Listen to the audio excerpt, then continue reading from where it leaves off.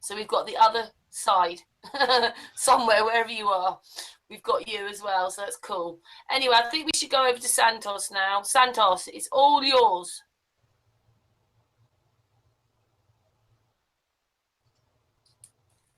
Right, thanks guys. Just got on the mic and muted it. Had trouble. It just kept going off.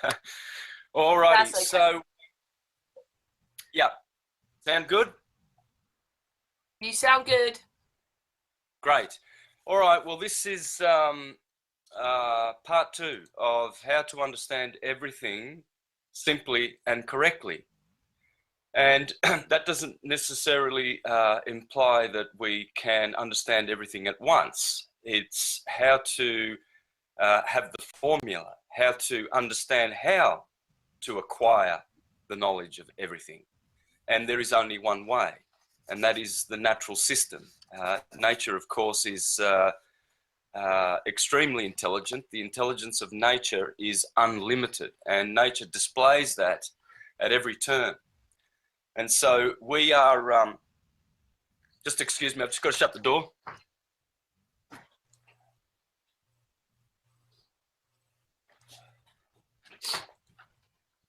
Yeah, that was very, very cold. I felt that very, it's freezing here.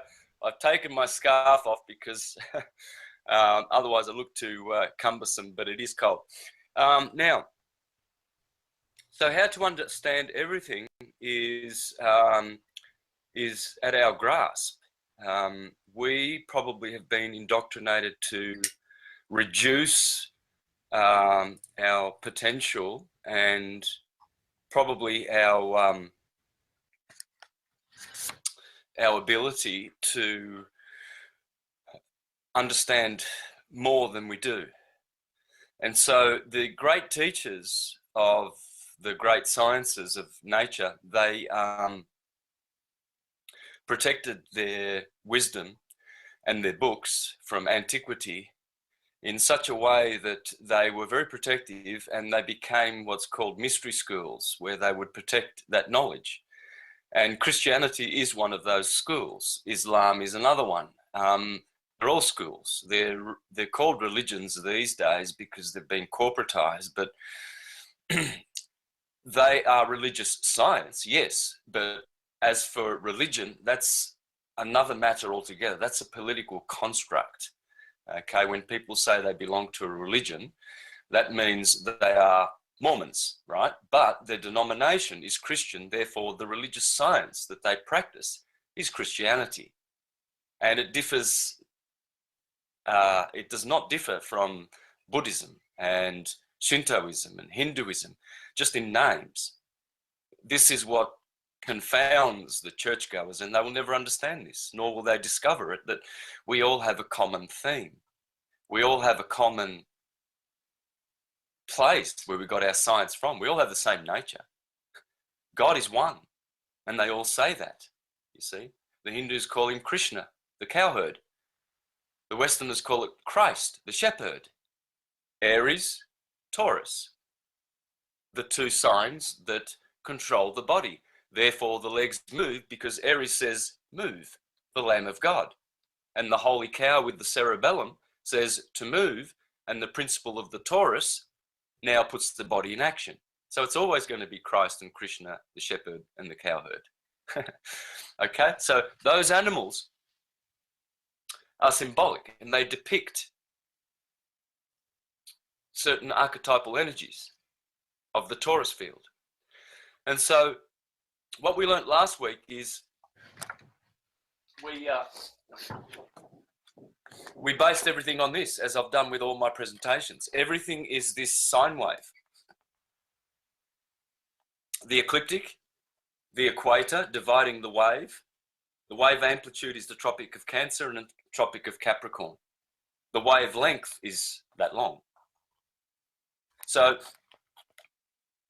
this describes a Taurus field. This describes electromagnetic energy because that's the sun's ecliptic and the course it takes over the flat Earth as it does its journey with the planets and dragging the planets with them through the zodiac. We learnt that about the zodiac.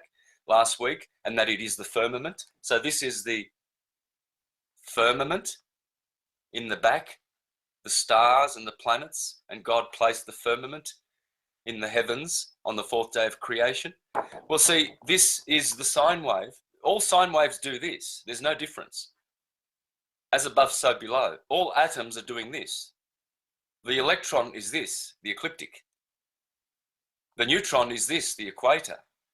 The proton is the wave amplitude. So the reason why I always use this one is because this one has the yearly information. It shows how humans behave during the year and all the festivals that are along this ecliptic. Here is always Aries, Easter. Wonder why Easter always starts there and why Christmas is always here at the bottom. One is at the solstice. The other one is at the equinox.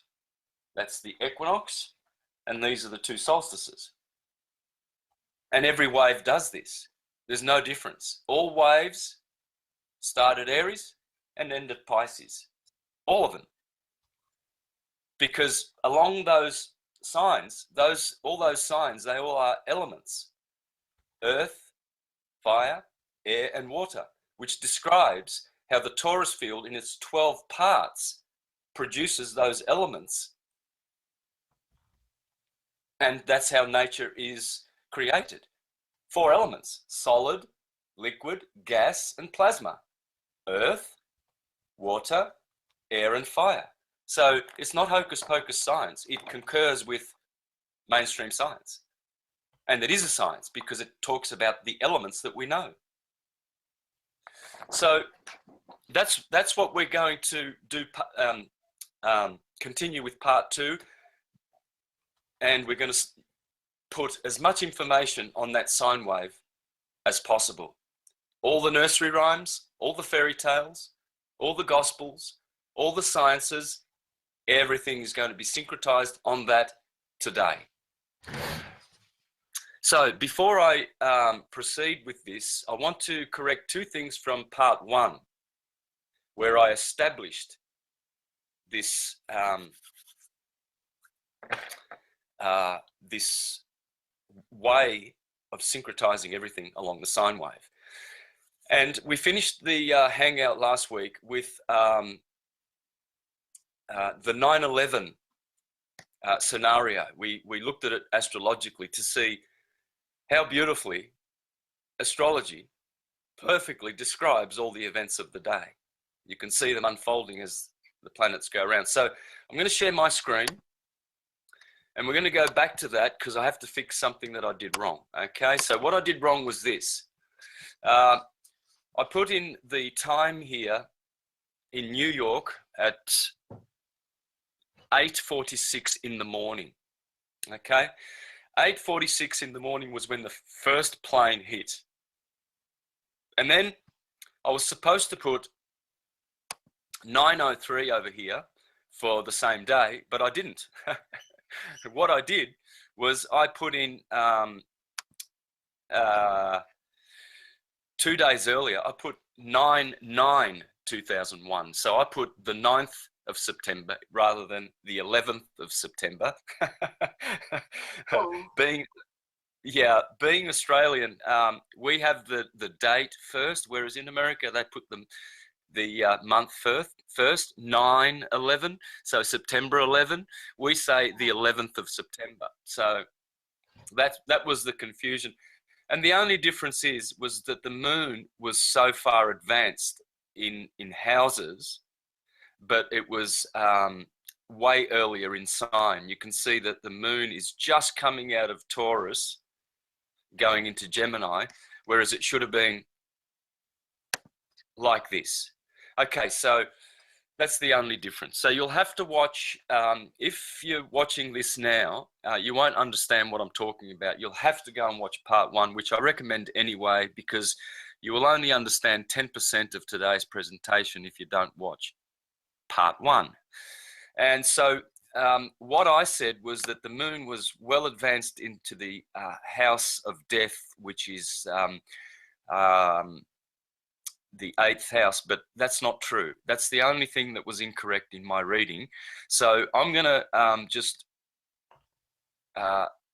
cancel this now. So remember where the moon is here in the 8th house, just at the cusp of Gemini and Taurus. It should be here. This is the second plane crash. Moon is still in the 9th house, the house of travel, but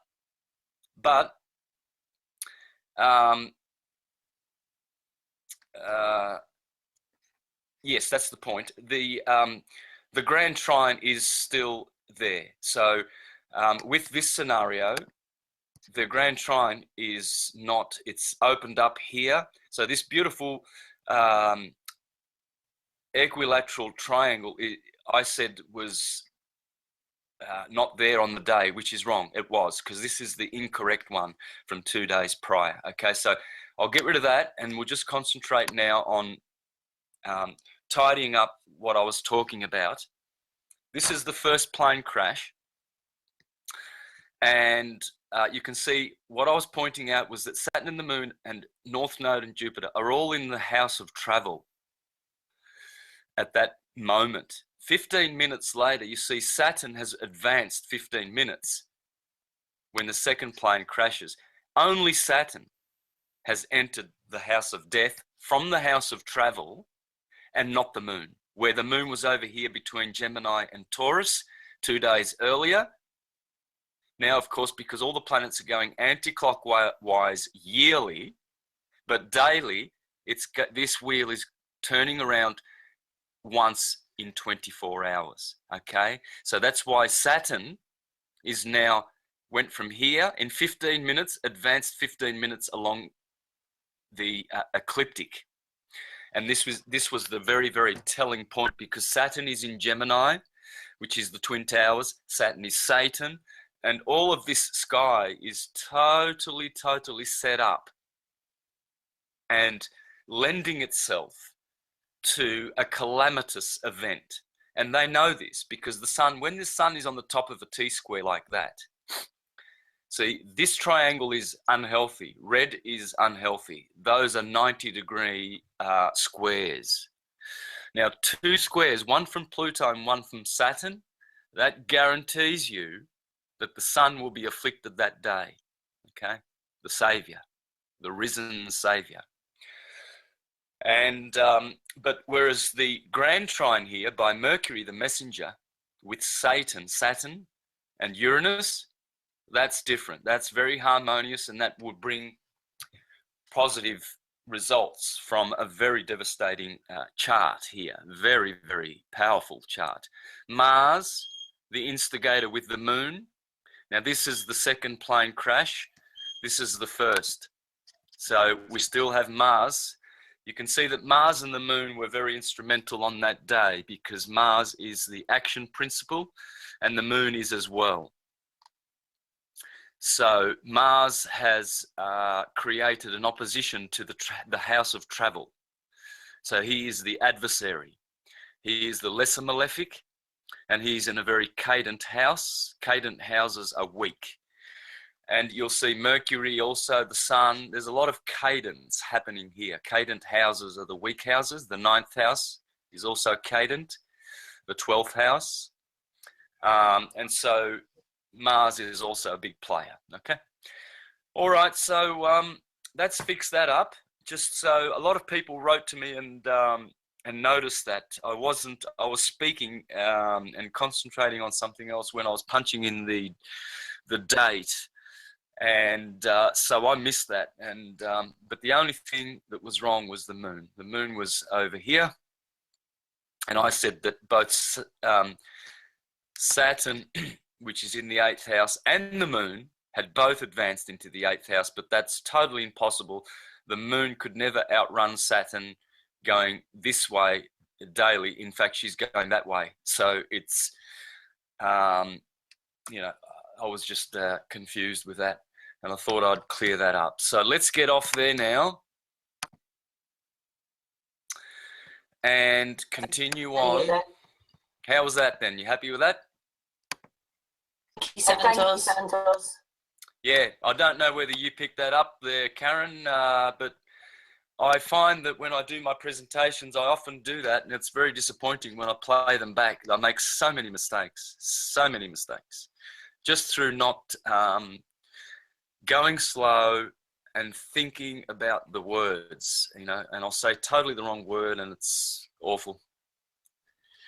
Santos, we think you're amazing and you have masses to think about and do, so don't worry, and you're a gentleman because you've come back and changed it. All right, well, thanks. I'll take that compliment. All right, so now what I've got is another thing that I have to clear up. Someone wrote to me and said, oh, how is it that you said that the Eskimos evolved certain traits?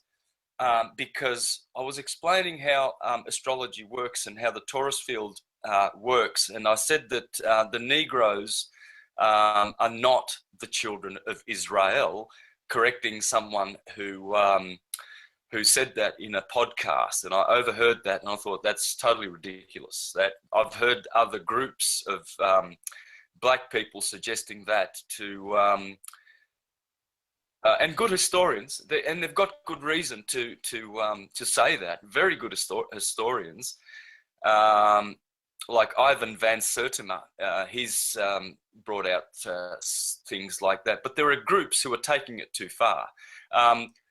Both the white and the Negroes and all the other colours, they all come from the zodiac. Hang on, I've got to take a call. Hang on. Yeah, I'm on a call. A show?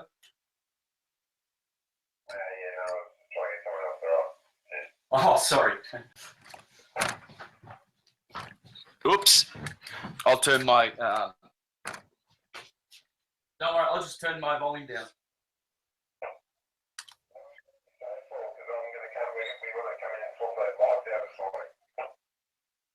Oh, it's a biggie. It's a 3-hour one.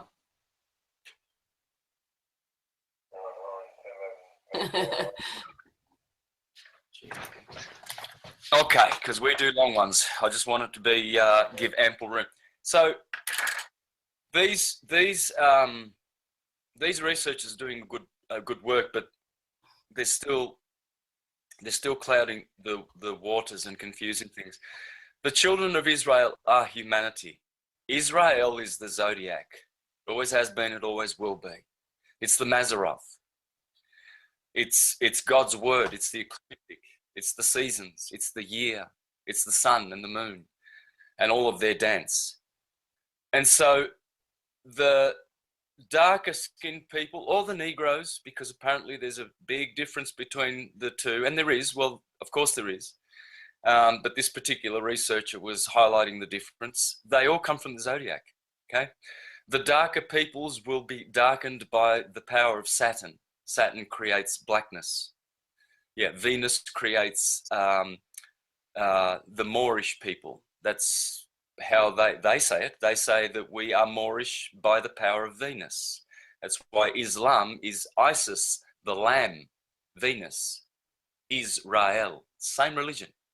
It's all the zodiac. It's all the ecliptic. Anyway, the point being is that I used that reference and to correct what that researcher is saying, and all other researchers who say that the Negroes are the children of Israel. Yes, they are, but they're just one tribe. They're just one of all the children of Israel, which are Aries, Taurus, Gemini, etc. Okay, and how they got their dark skin is by where they lived along the ecliptic.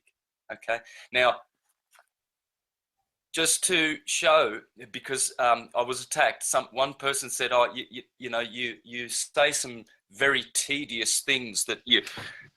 I just want people to rest assured that everything I say that I've ever said in my presentations, I get out of books. I'm not original. I can't do this by myself. So people come and attack me. Well, I don't necessarily always remember where I got it from and which book, but sometimes I do. Now, astrologers know, and this has told me, our true geocentric great teacher who has never been debunked, nor by Copernicus, nor by Newton, nor by Einstein. We are geocentric, and this is the model. And he explains how it is that certain plants even. When you take a certain plant that is native to a country and you take it to another hemisphere or to the east or to the west or another country, it changes. This is why, you know, cigars from Cuba are so prized.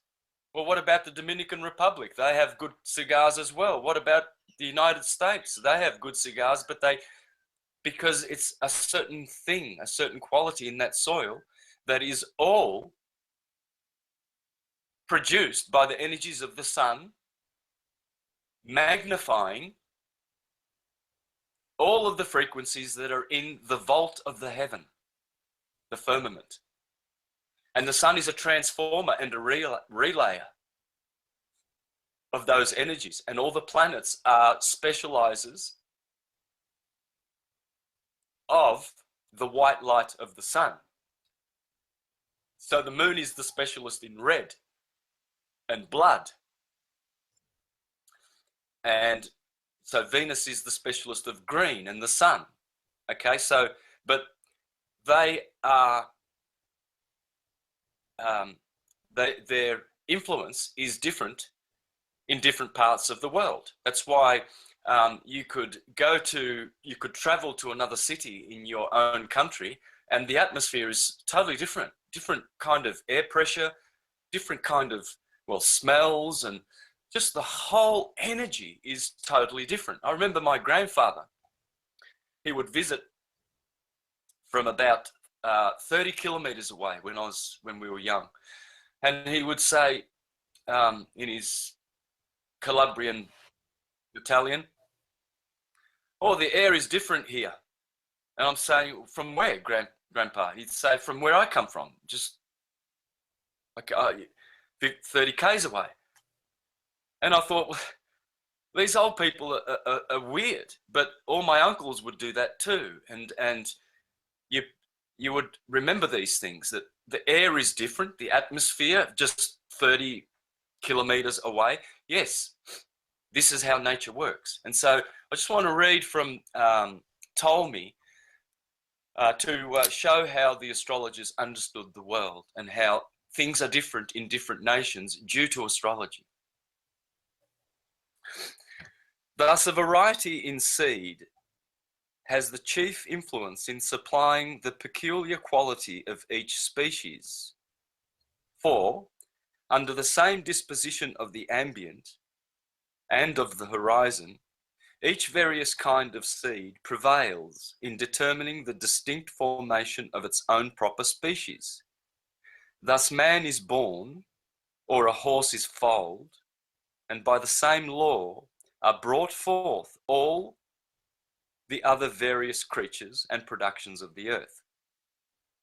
It is also to be remembered that considerable variations are caused in all creatures by the respective places where they may be brought forth. For although under the same disposition of the ambient, the germs of the future creatures may be of one species, whether human or of the horse, the difference in situation of the places in which they are generated produces a dissimilarity in the body and spirit of one from the body and spirit of the other. And in addition to this, it must be considered that different modes of nurture and the variety of ranks, manners, and customs contribute to render the course of life of one individual greatly different from that of another. Consequently, unless every one of these varieties be duly blended with the causes arising in the ambient, the prejudgment of any event will doubtless be very incomplete. For although the greatest multiplicity of power exists in the ambient, and although all other things act as concurrent causes in unison with it, and can never claim it as a concurrent cause in subservience to them, there will still nevertheless be a great deficiency in predictions attempted to be made by means of the heavenly motions alone, without regard to the other concurrent causes just now adverted to. So you see, what Ptolemy is showing is that the ambient or the atmosphere of these orbs is creating totally new and different dynamics along the plane of the Earth, the horizontal plane that we live on.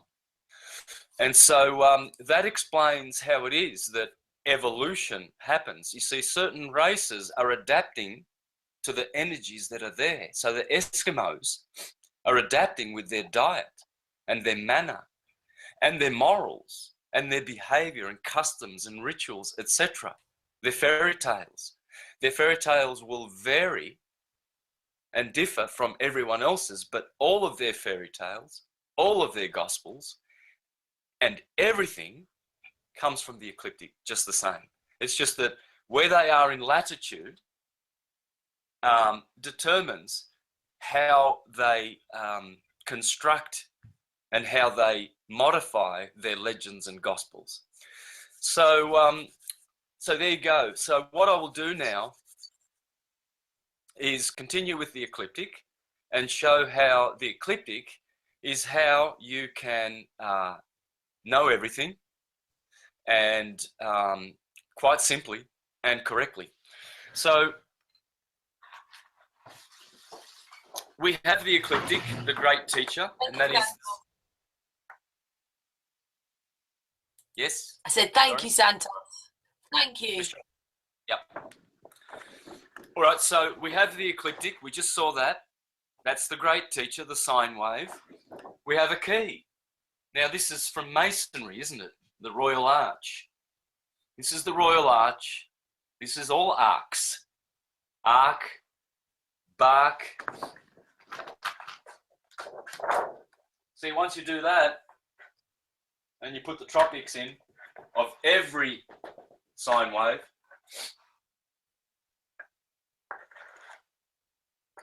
and you do that, you've got an arc. Yeah, Noah's Ark, arch,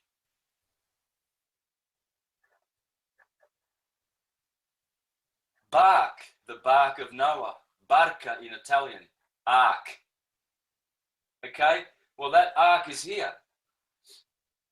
You see the Big Dipper?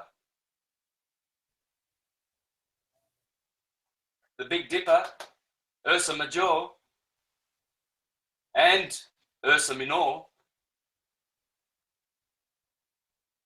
they are here in the north, Tropic of Cancer, high up, you see. The Big Dipper, that's Ursa Major, the big bear. Well, this is called the bark of Ra. When you see that Big Dipper going round just like a swastika, and basically pointing to Polaris, you're seeing the bark of Ra.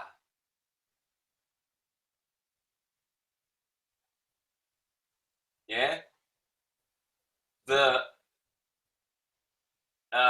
rainbow is called arco in Italian.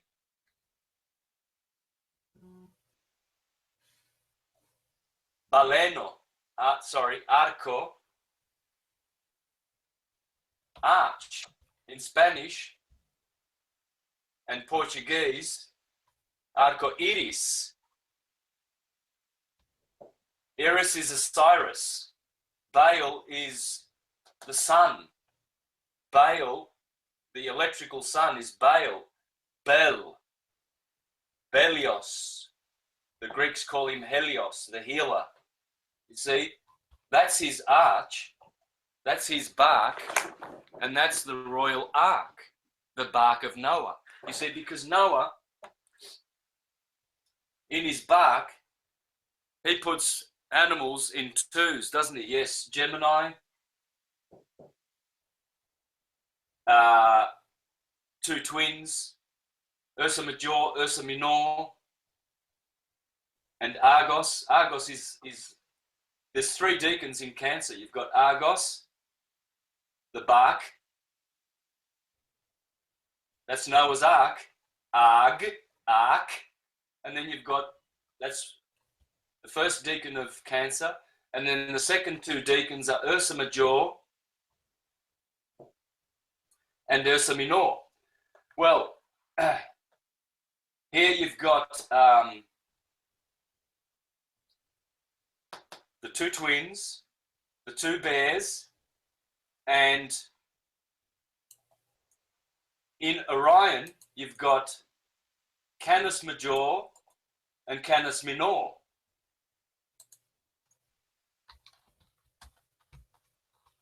No, wait a minute. They are, that's right, Canis Major and Canis Minor are in Gemini. Two decans of Gemini, along with Lepus. Okay, so you've got the two dogs, the two bears, the two twins, Pollux and Castor, and you've got the boat. And this is the flood of Noah. Okay, this is also the Ark of the Covenant. The covenant, these are the two covenants. Okay, so the covenant of works, the covenant of rest. You work during the summer, so you get a harvest in Virgo. You rest during the summer because you're freezing and there's so much snow that you have to read books. It's the covenant of rest, the two equinoxes. Pay attention. So here we see the equinoxes and the solstices, Tropic of Cancer, Tropic of Capricorn, Aries, Libra, Aries is always here. And then you've got the cross-quarter days. Those are the mid-season points. Here you've got May Day, August 1st, Loaf Mass Day. Sorry, I'm looking at the screen, so I'm going the opposite way. I'm getting confused. 1st of November, Halloween's. 1st of Feb, Groundhog's Day. These are the mid-season points. This is Taurus, the bull. This is Scorpio. No, that's Leo. This is Aquarius. I'm getting confused. There's Taurus, and opposite is Scorpio. The bottom signs are not shown because this is a cipher. It's for the Mason to build temples. Tempo, time, Chronos, Saturn, Satan. All temples are satanic, because Satan is the god of this world. Chronos, Saturn, the timekeeper, is the god of time. He's the god of this world. He's Krishna. He's Christ. I know that's going to confuse a lot of people and upset a lot of people, but you'll work it out. Chronos is Christ, Krishna, Cairo. Lots of words. Okay, I won't go down that path. 21st of March. Ooh. 23rd of September. Coming up, guys. Big one. Equinox. So this is the key. Okay. Well, if we don't have another key, the man is the measure of the universe. As above, so below. All is atum. That is atum with his anatomy. That's an Adamite. We are all Adamites. We're all children of Adam because we're made of atoms. Okay? All is atum. Now, so we learn, and this is where I learned how to construct the heavens. The Light of Egypt, Volume 1, The Science of the Soul and the Stars. I'm going to read to you how to construct the heavens. And what you do is you start here at Aries, March 21st. Equinox. 23rd. Equinox.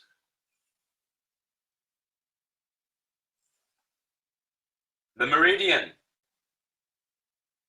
Everything that side is post-meridian. This is the MC, the meridian, the mid-heaven, and this is everything on that side, is anti. Anti-meridian, AN. This is how you read astrological charts. This is how you do everything. Everything is done like this. I will save you lives of incarnations and hours of research. If you remember these principles, I always stress these principles. Everything on this side is PM. So we're going to put a 24-hour clock now that we know that. AM, PM, summer, winter. So we have,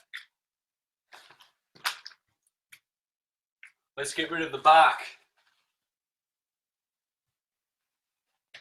And there's plenty of other twins along here.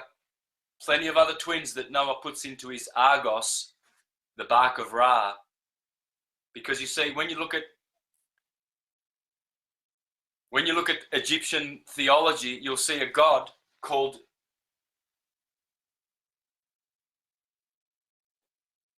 Nu. I'll pull that up in a minute. I've got it in the presentation. I'm not sure if that's the correct spelling, but it's Nu. And he's got a bark. He's standing there and he's holding up. This is Nu, Noah. And this is an Egyptian bark. And guess how many people he's got in that ark?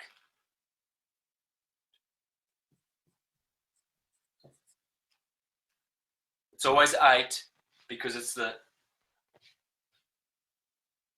8-spoke wheel.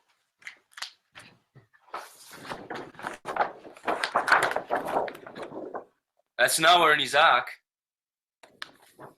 There's the Ark of the Covenant. You see what they've got on the top? The Tropic of Cancer, the Royal Arch. It's the astrological science of degrees, minutes, and seconds along the ecliptic, because only astrology respects the science of the degrees, the minutes, and the seconds of every planet. Only astrologers know everything about the ecliptic. Hence, they are privy to all wisdom, all knowledge. And this is how you learn everything. So let's get rid of these barks. And we put June the 21st here. And December the 21st down here. Okay? So if we've got 6 a.m. here, 6 p.m. here, 12 p.m. 6 a.m., 12 a.m. here. So we've got 8 o'clock, 7 o'clock, 8, 9, 10, 11, 12. Okay, a.m. Well, we should start at 12 a.m. Let's do things properly now. Are you having fun?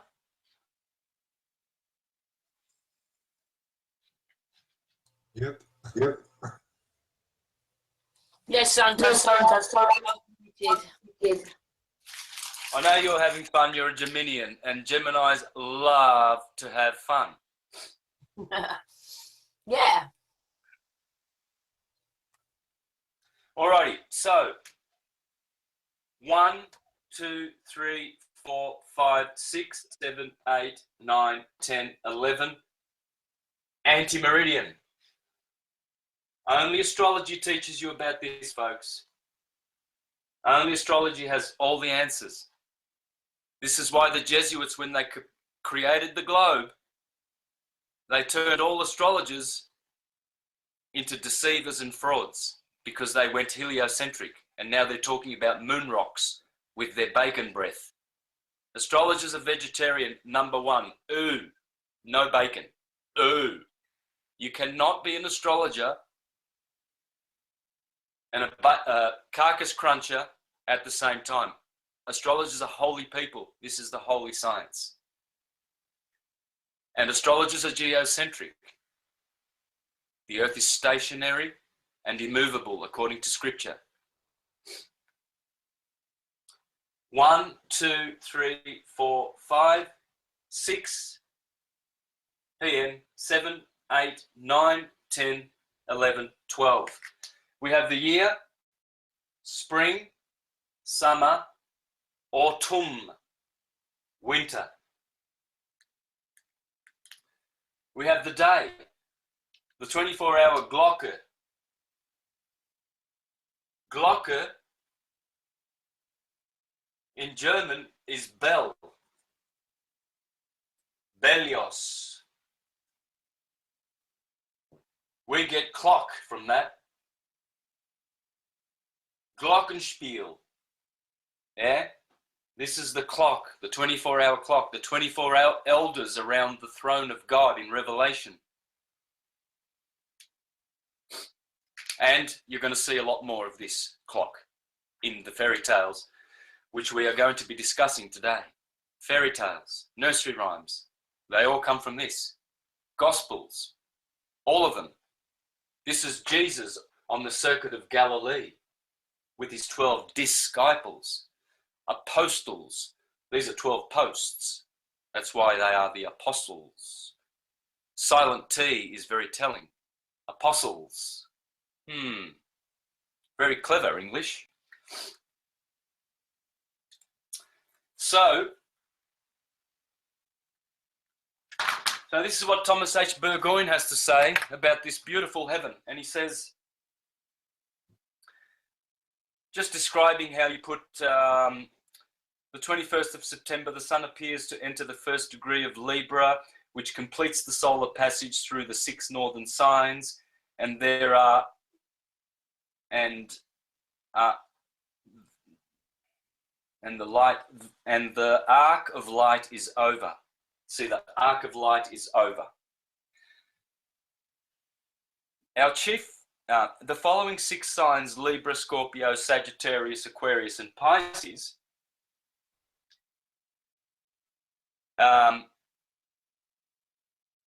constitute the southern arc, termed the arc of darkness. So you've got the arc of light and the arc of darkness. Our chief reason for drawing the student's attention to this particular division of the zodiac is that it is this division that forms the groundwork upon which is based every theological system the world has ever seen. Let me repeat that. After describing to set up your heavens, to be a good mason and build a good house, you have to have the foundation correct. And he said, this is the foundation. Master 21st, equinox, solstice, just as I've done. Then he said, 6 o'clock, 12 o'clock, duck, duck. So he put the day, daylight, night, summer, winter, and all the other dualities that have ever existed are here. And he said, after constructing your heavens like this, because he's now going to do his astrological part of the book. See, this is all the astrotheological and everything else. Now we're doing astrology, and he's saying, this is how you set up your heavens. Our chief reason for drawing the student's attention to this particular division of the zodiac is that it is this division that forms the groundwork upon which is based every theological system the world has ever seen. Well, let's test that, shall we? Because that's what I did many years ago. I thought, let's see how true that is. And so I found the evidence, didn't I? Well, how could that be the basis for every theological system? And not only that, all nursery rhymes, etc. Quite easily. See, the ancients were aware that everything in nature is God's force, the Holy Spirit.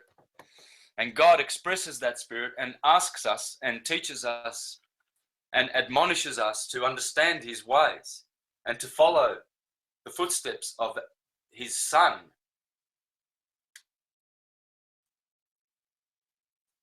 The Son of Jehovah, who's always looking for the golden fleece in Aries. And he is the one who died for us and left us a model that we should all follow. You see? Because the Sun is exemplary. Jason has his 12 voyages. And what is he looking for? Cancer, Leo, Virgo, Libra, Scorpio, Sag, Cap, Aquarius, Pisces. He's looking for the golden fleece, Aries. All the great masters are. They all want to be in that number that the Lamb of God standing upon Mount Zion with 124,000. Well, if you count all the numbers of the petals of the chakras from the 6th chakra downward, you get 144 petals. 1,000, the 1,000-leafed lotus, when you multiply 144 by 1,000 and you've activated all your chakras, you are now standing upon Mount Zion. Your spinal column, in your cranium, this is your dome, and you have now activated all those petals. You are now standing upon Mount Zion with the Lamb of God, Aries, the Lamb of God. It's the Lamb of God. Okay, this is the Torah, the Taurus. This is where Moses got the Torah in May. Yeah, around May Day, because he climbed the mountain, Mount Sinai. This is Mount Sinai, and he got the Torah, Taurus. You see, the golden calves. When the Israelites went into Egypt, they were told not to tell the pharaohs that they were shepherds, that they were cowherds instead. But really, they were shepherds. But the Egyptians thought it was despicable to be a shepherd. Was the lowest of all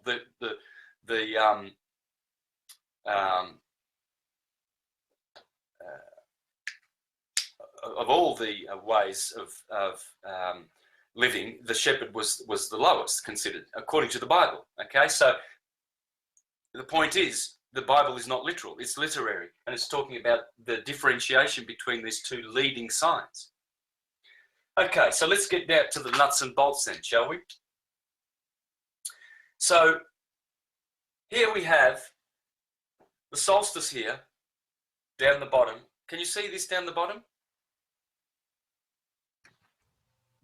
Yeah. It's at the edge. Okay. Okay. So down here we've got the shortest day of the year. And so the sun dies on the 21st of December, the solstice, St. Thomas's Day. The arrow of Sagittarius, the last day of Sagittarius being December 21, the solstice, quite appropriately, has the archer shooting at something. Well, he's shooting at the foot of Hercules. Hercules is right near Scorpio. Hercules is here. And he's shooting at the hero's foot, because the hero's foot is always here. This is where Jesus, the sun god, gets a nail. Okay? Then 3 days later, on the 25th of December, we've got a waxing sun. See, so all of this is positive. Waxing sun. So the goat, Capricorn, 25th of December, we have Christmas. Over here in the Lamb of Aries, we have Easter. Well, so we've got the goat, the ruler of the meridian, of the solstitial axis, and we've got the sheep. The sheep and the goats ruling the equinoctial axis. And Ptolemy teaches us that this is the ecclesiastical axis, Aries, Libra, spirituality. This is the king, the priest and the king. Here is political concerns. Money, Juno. Juno is the money temple in Rome. So Cancer is all about money, yeah? And politics, Capricorn. So this is the king and his money, and this is the priest and his justice, Libra. Okay? So, and this is balanced and this is unbalanced. Okay? So the sun is always separating the sheep from the goats. And always the two most celebrated periods along the ecliptic are Capricorn and Aries, Christmas and Easter. Over here as well, in the other tropical signs, there's plenty of action. It's just that we in the West, we don't see it. But Guarantee you, and as you will see in my presentation, I'm going to show you PowerPoint presentation in a minute, you will see how these tropical signs determine 95% of all the festivities that you have ever celebrated. If you haven't paid attention, you will notice that they are all here. They are all in these signs. Here, the Jews have Yom Kippur, Rosh Hashanah, where they blow the Zohar. Same over here, because this is Rama and this is Sukkot. Tishri. Tishri, this is called Nisan. This is Nisan. This is Tammuz. Thomas, opposite St. Thomas Day. All is Atum. That's the Tum, the T. That's why Thomas is there, because this is a T. The Jews call this Thomas, Tammuz. Yeah? This is Tishri, where they celebrate Sukkot. Sukkot or Sukkoth. Here, Nisan 14, we're going to learn a lot about here. All Bible festivities happen here. All of them. Jesus gets resurrected here. Noah's Ark lands on Mount Ararat here. The Israelites flee Egypt and enter the Promised Land here. Esther saves the Jews here in Aries. Hezekiah cleans out the temple here. Jericho falls here. Okay. just to name a few of the things that happen. So we've got Tishri, Yom Kippur, Rosh Hashanah, Atonement Day. Oh, that's interesting.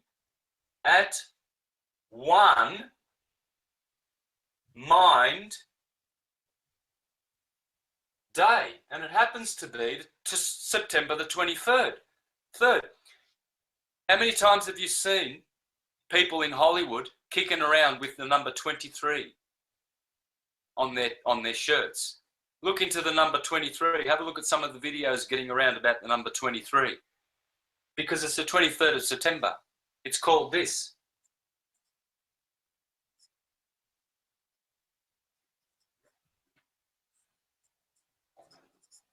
Judgment Day. Wow. The equinox is called Judgment Day, 23rd of September. At one-ment day, at one mind. This is where unity happens at the equinoxes. Balance, 12 hours day, 12 hours night. Here the days are longer and the nights are shorter. Here the nights are longer and the days are shorter. So that's why when the sun at Christmas is born in Capricorn and the goat climbs up to the crabby crab, these days here are called Lent. Lent precedes the equinox of March the 21st by 40 days. Lent means to lengthen. Lengthen. Lent is short for lengthening because the sun is lengthening 40 days before, and then they eat fish during Lent, Pisces, and then as soon as they get in here, they eat the Passover lamb. And the Christians celebrate, the Jews celebrate the Passover into the land, and they into paradise. Aries, the head heaven heaved up. And so, what do they eat? The Christians and the Muslims. Do you know how many lambs they murder at Christmas time in Islam? Millions and millions and millions of sheep at Christmas. There have been many campaigns to stop this brutalization of animals because they take it literally. The spiritual truth is that we should be celebrating the Lamb of God in our bodies and loving the Lamb, God, Christ. Not killing animals literally and eating them. When Abraham slays the ram, he's not killing a literal ram. It's Abraham is the son.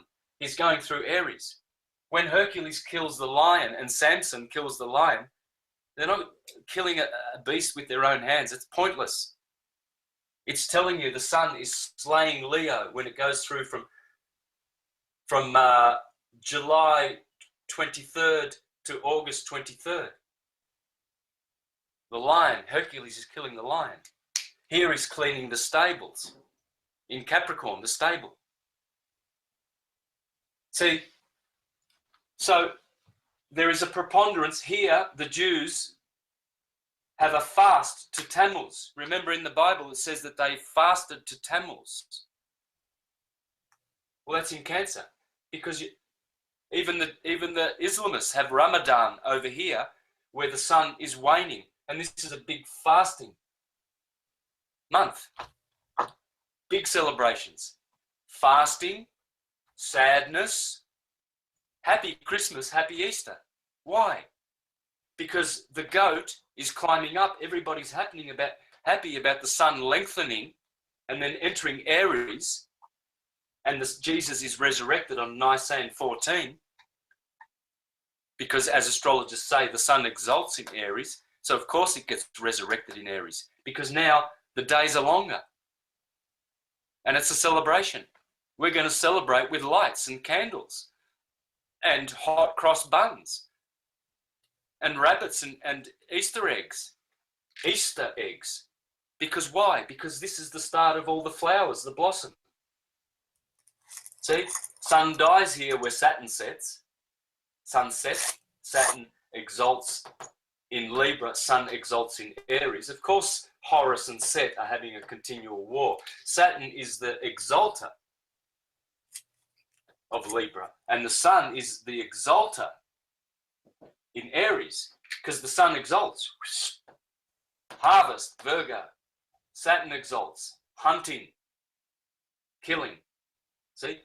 Virgo, full moon, harvest moon. Libra, full moon, hunter's moon. Cain and Abel. Cain, vegetables. His offering to God was first fruits of his vegetables. Abel, who Cain kills, Cain this equinox, kills this equinox. Abel, he gives a favorable offering to God of first fruits of the animals, because the animals are down here, Sagittarius, Capricorn, in the manger. You see? So Abel gives a favorable offering to God. Well, what does that mean? Well, the winter was more productive. Cain had a bad season. So God didn't appreciate the summer because there wasn't enough rain. So Cain's first fruits were not looked upon. And so Cain was jealous of his brother Abel, that his animals were more worthy of acceptance to God because the winter was more productive than the summer that year. And so Abel gets a pat on the back by God, but then Cain gets jealous and kills him. Bang, bang, the equinoxes.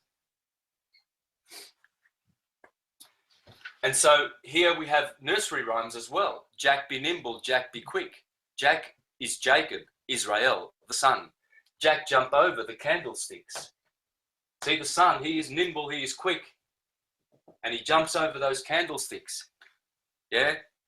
Jacob laid his head upon a sacred stone. The sacrum is in Scorpio.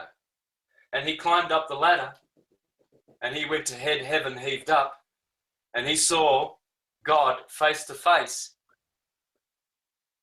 And he called that place, he said, I saw God face to face and I did not die. I will call this place Pinuel,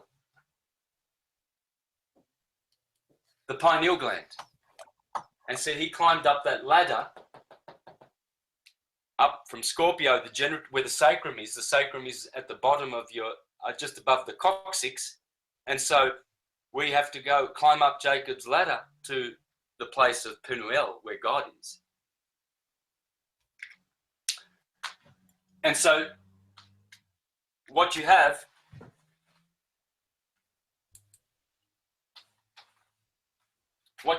is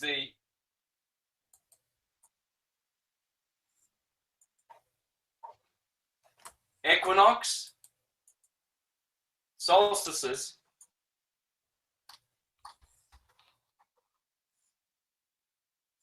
and you have the flags of nations. That's called what? It's called the Union Jack.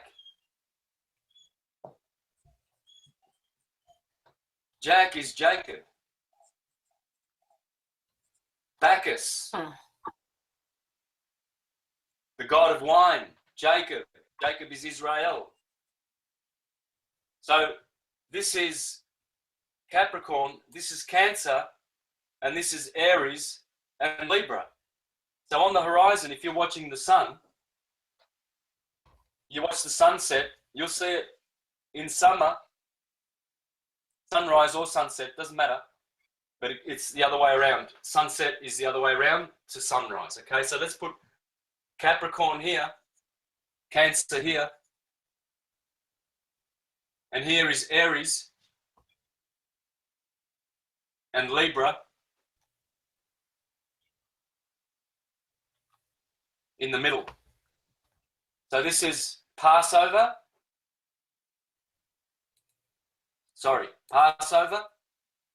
Go up to the Tropic of Cancer. Solstice. Sun stays still for 3 days.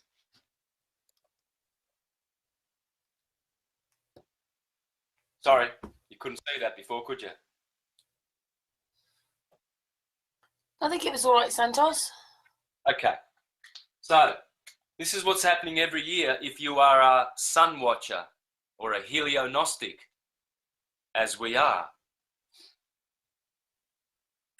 What you'll see is, this is March the 21st. Sun stands still for 3 days. On the horizon, you can watch this with your own eyes. I've watched it from day to day. The sun, you can see it moving across the horizon from summer to winter. From solstice to solstice. 47 degrees along the ecliptic. 23.5, 23.5. You see it. You can see it on the horizon. And this is what you're seeing. You see Easter, where the sun is in the east, because of course this is north and this is south. Cancer is north, Capricorn is south. Okay? So we've got 3 months of climbing up to Cancer, solstice. Sun stands still 3 days. 3 months back to Libra.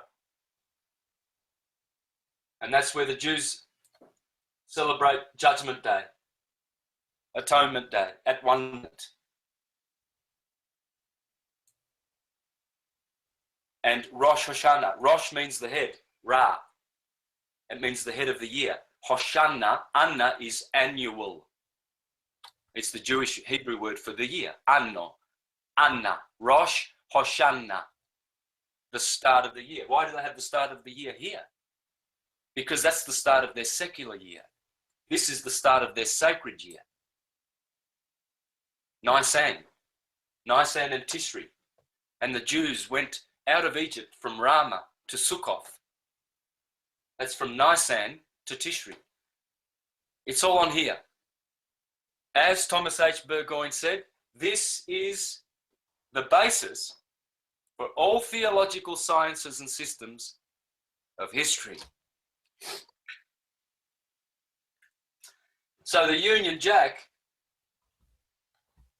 you see, this is the Union.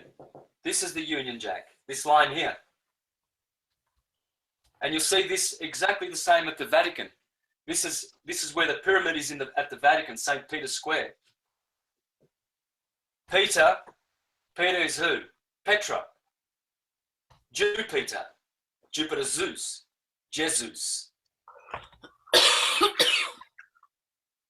Sorry. Jesus. And Petra means rock. And rock is Sur, the Taurus field. In Deuteronomy 32 verse 4, it calls God the rock, the Tsur, the Thor. Who's Thor? Well, it's Zeus and Jupiter. Jupiter, Zeus, Jesus. So at the Vatican, Here's the Vatican here. This is St. Peter's Square, and there's a colonnade around here and a colonnade around here. Beautiful big colonnade pillars. All right? Colonnade.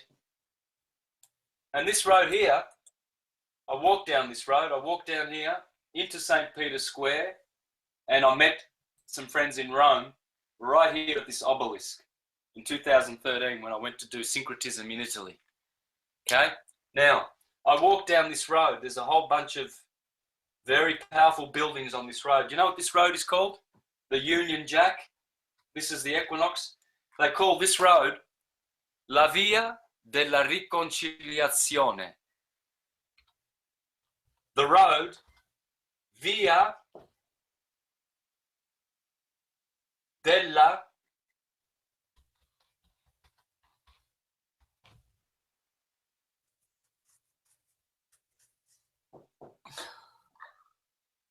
Riconciliazione. This point here, these equinoxes happen here, okay? And this is called the road of reconciliation. Same word in English. What that means, to reconcile something is to make it one.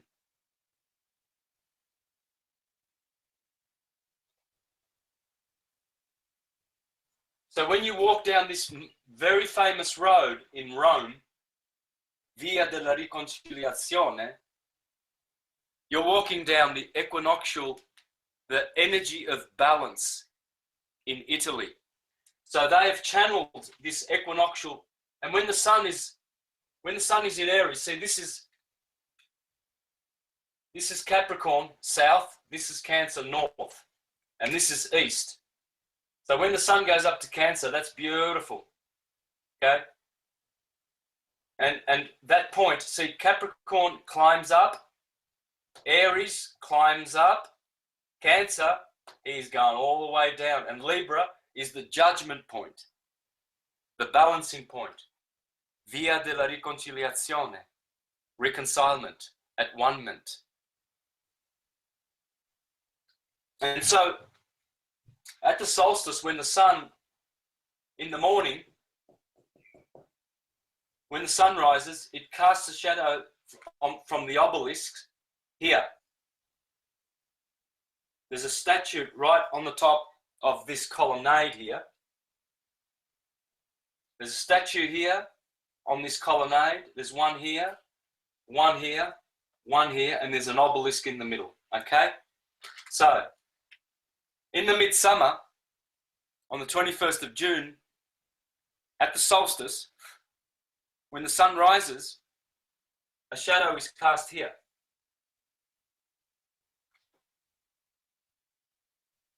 And at the sun setting, it is cast here and hits the top of this. The shadow is cast upon this statue in the evening at sunset, and in the morning at this one. Then, 3 months later, when the sun goes down to Libra to be judged at one-ment day and at the Via della Riconciliazione, the shadow is cast here in the morning. And there is something to receive the shadow here. Another statue. Then at night, the shadow is here at sunset. 3 months later, sunrise at the 21st of December, shadow is cast here. And it hits this point, statue. Then in the evening, at sunset, it is cast here. And it hits this statue here. This is the Union Jack, the union of Jacob, the son, the reuniting of the children of Israel at these points here. Okay, so this is how you understand all things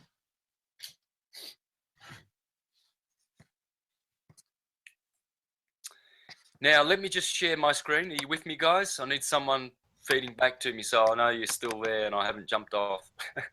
No, you're still there. Oh, we're still here, Santos. Don't share. I do get lonely. Oh, I know, but you don't like being interrupted either, do you? Oh, well, the only reason is because I forget what I was going to say, and then when I rewatch the presentations, I see at all the interruption points, I was just about to drop a gem, and it doesn't get said, and it just doesn't make the whole presentation complete. I've never done any show or presentation where I've satisfied that I've actually elaborated enough on any of the points. I'm always dissatisfied, but those points where people interrupt, it hurts the presentation sometimes. You know what I mean? Sharing. Yeah, Santos, he was sharing the hangout. It's all right, he's not now. Santos, Yeah, sorry. Can I just say that Wilson's here as well now? I don't know if you remember Wilson from before. Wilson's from Canada. So he's in the hangout. Yep. Well, All right, guys, what I'm going to do then is I'm just going to share my screen. Now, can you see my screen? Yep. Yeah. All right, so what I've got here is I've got a presentation called the Holy Days. This is the Holy Days, okay? I'm gonna go through this really quickly, and then I'm just gonna spend some time on certain holidays like I've done Christmas and Easter, okay? Just to drill the point home, because once you see the ecliptic and how it influences every field of our lives, all the festivals, all of our traditions, all of them, then you begin to understand all things simply and correctly. Okay, the holy days, why are they named thusly? Well, because they are, holy is, see the O-L-Y in holy? That's the start of Olympia, the Mount Olympia. Yeah, because they are the Mount Olympians. They are the holy ones. The 7 Olympians are Saturn, Jupiter, Mars, Sun, Venus, Mercury, Moon. And they war against the Titans, the 12 Titans. Aries, Taurus, Gemini, Cancer, Leo, Virgo, Libra, Scorpio, Sagittarius, Capricorn, Aquarius, Pisces. All right? And this is the wheel that they do it with. There is the ecliptic. You can see the ecliptic.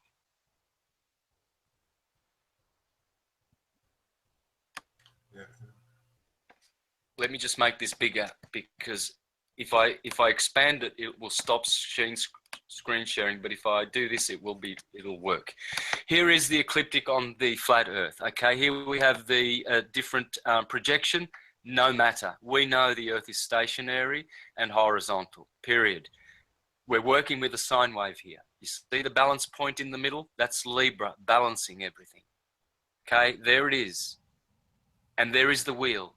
Now notice the preponderance of festivities here in Easter at the vernal equinox. Here is Taurus, May Day. Here is the solstice. Here is the festivities of Lothmas Day in Leo. Here is also, I've actually got a lot more, when I did this wheel here, I didn't feel out all the festivities that I've got here in September in Tishri. But this is packed as well. Here, this is Halloween, the cross-quarter day. Here we're going to go to Christmas, the winter solstice. And here we see a lot of February Lent-type festivities, okay? Now, I'm not going to be doing this presentation because I've already done it. I'm going to do this separately because it needs its own separate presentation. I'm just going to take bits out of it, and I'm just going to give you snippets of it to show you what is in here, okay? See?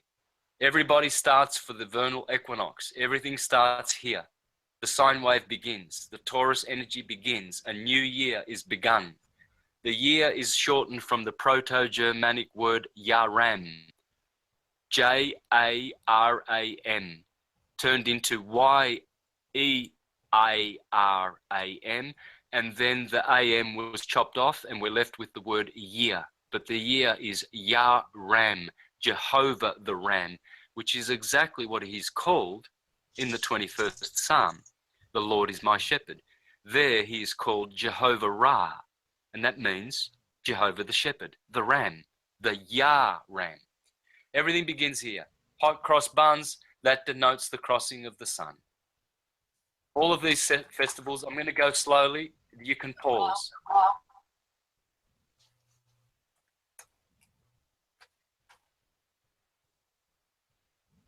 All the colors of spring. Why? The blossoms. This is spring. This is Aries. Look at the Jews.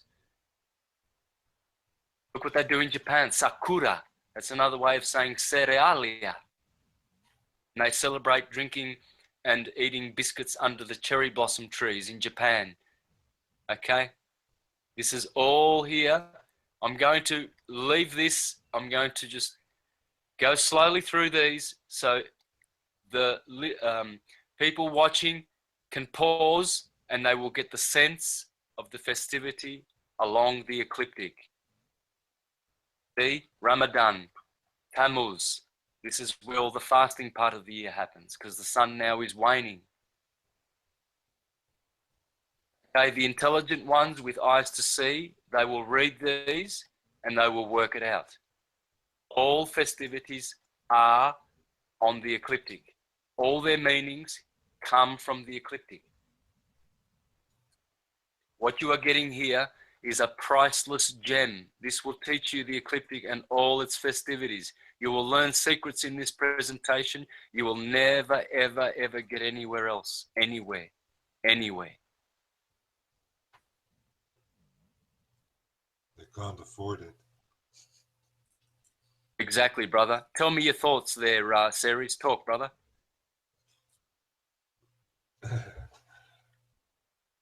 Well, Or anyone for that matter. So far, I figured it has to do everything with the whole electromagnetic field, where we actually are individually centers of receiving the particular focus point of what your perceptive position actually gives, on how you actually turn the wheel, and how all the influences are from above. All of them.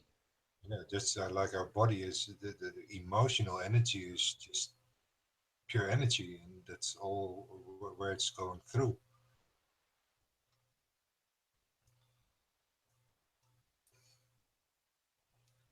I'm still It is, brother. how to actually work out the 4 pillars in combination with the toroidal fields. It seems there is this particular division of the 4 squares building up, what is it, 8 quarters or 8 cubes in that sense.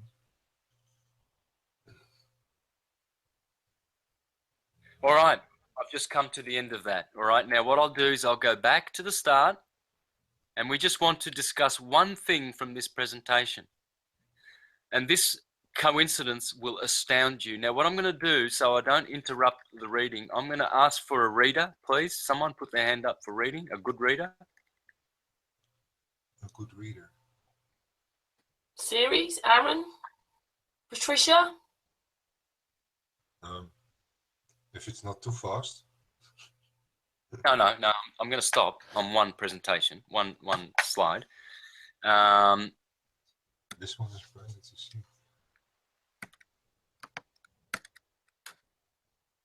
Noah's Ark.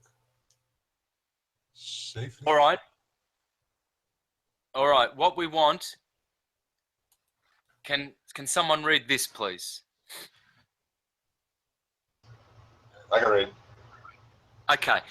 Before you start, you'll notice the top says other events occurring on the day of first fruits. Now, the day of first fruits is Nisan 17. I had Nisan 14 on the board. Well, they're both connected. The reason being is this is a lunisolar calendar, and Nisan 17 represents the day when 3 days after the equinox. That's what it represents, guys. Okay, so Nisan 14 is the equinox, March 21st. Nisan 17 represents March the 24th, which is my birthday. okay, Nisan 17, my birthday, 3 days after the equinox. And look at all the things that happened in the Bible on my birthday, March the 24th. I should know my own birthday. Nisan 17. Now, please read these slowly, and these are all the things that happen on the same day on the ecliptic. When you realize that this is not history, and this is the ecliptic unfurling before your eyes, then you will know how to understand everything simply and correctly. So thank you. So if you could read from the start all the way to the bottom, nice and slowly. All right. Other events occurring on the day of first fruits. Nisan 17, Noah's Ark safely rested on Mount Ararat, Genesis 8:4. Nisan 17, Hebrews entered Egypt, Exodus 12:40-41, 430 years before deliverance. Nisan 17, Moses led the Israelites through the parting of the Red Sea, Exodus 3:18 and 5:3. Nisan 17, Day of First Fruits. Israel entered and ate the fruits of the promised land, Joshua 5:10-12. Nisan 17, the walls of Jericho, Joshua 5:13. Nisan 17, the cleansing of the temple of Hezekiah, 800 years after entering the promised land, Chronicles 29:1-28. Nisan 17, Queen Esther saved Hebrews from elimination, Esther 3:12-5:1. Nisan 17, the resurrection of the Messiah. The odds of just two of these events all happening on the same day of the Hebrew year, 360 days, are 1 in 129,000. The odds of these events all happening on the same day of the Hebrew year are 1 in 783 quadrillion, 864 trillion, 876 billion, 960 million. Very, very, very unlikely. Thank you, brother. Okay. Thank you, Aaron. Wonderful. All right. So this is astounding, and this is what I actually got this off the internet. I saw a video where a churchgoer was explaining how wonderful God is, that he can make all these things happen on the one day. Yeah, all the most important things in the Old Testament, all of them happen on one day. And it's the best day of the year. Why? Well, because in spring, the sun is not only on the AM side, which is waxing and happy, but it's also on the summer side. So that spring quadrant is plus plus. Yeah. And therefore, where plus plus is the golden age. Spring. Spring is the golden age. Yeah. It's the morning of every day is the golden age. The afternoon is the silver. The evening is the bronze, and the night is the winter. Iron Age.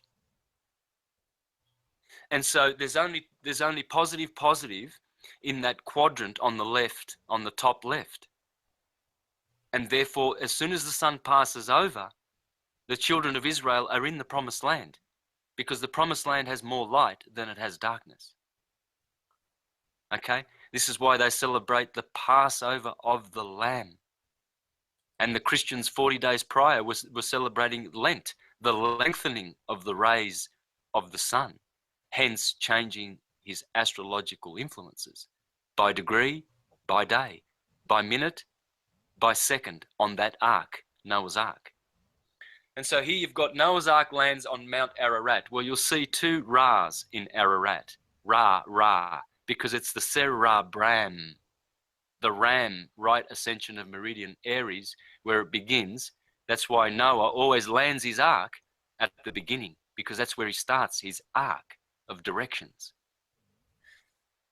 The Hebrews entered Egypt. Yes, because that was Egypt in the positive sense. Egypt starts at Aries, but Egypt also starts at Libra, because Egypt is the world, materialism, temptation, But Egypt is also the promised land because Jesus went to Egypt. Joseph went to Egypt.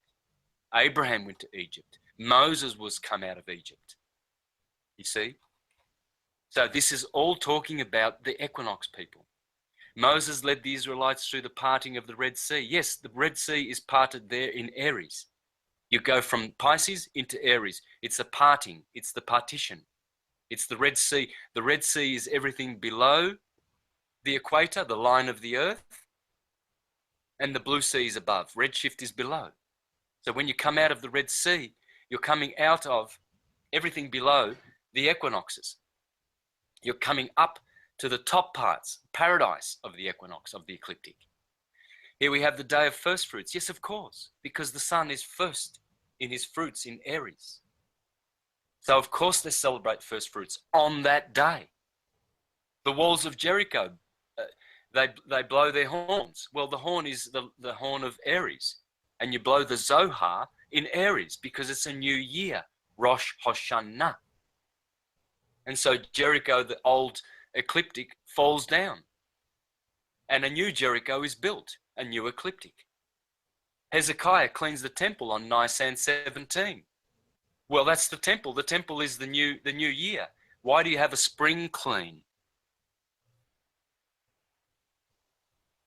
Because that's when Hezekiah does his spring cleaning of the temple. The temple is the temple of Hiram Abith, the Hiram above, Aries, the builder of Solomono's temple. Temple being chronos, time. So when you clean the temple, you have a spring clean in Aries, Nisan 17, Aries. Easter or Esther, she saves the Hebrews from elimination with Mordecai. Well, Esther and Mordecai are none other than Astarte and Marduk of the Babylonians, because that's where they were in Persia, who worshipped Astarte, the eastern star, and Marduk, Mars, Venus and Mars. So, of course, there's no literal Easter in the Bible, people. Esther was not a literal human being. It's the East. It's Aries. Nisan. Nisan means Aries. And if you look at the Nisan Japanese Motor Company, you look at their symbol. It's the same as the sun crossing the equinox. It's a ball or disc crossing a line. Nisan means, and Mazda is the Persian word for Aries. The other Japanese car company, they both have astrological symbols. Yes, because it's the equinox, it's the sacred moment. You see, the resurrection of the Messiah. Well, when I was a Jehovah's Witness, we always used to celebrate Easter on Nisan 14. In fact, the early Christians were called 14thers. They were nicknamed 14thers because every year on the 14th of Nisan, the equinox, or rather the first full moon after the sun passing the equinox, they celebrate Nisan. See, because it's a movable calendar, the lunar calendar. Okay, so the odds of this happening, just two of these events happening, are 1 in 129,000, guys. So for all of these researchers that are half-cocked and half-witted, poncing around, pontificating about, oh, the Bible condemns astrology and it's literal and everything's literal in it. This is how literal it gets, people. Okay? It's all dealing with the ecliptic. Now, let me unshare. Let me unshare and continue on in my proofs that everything is on the ecliptic.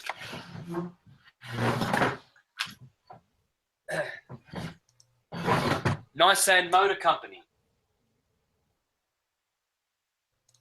Why is their symbol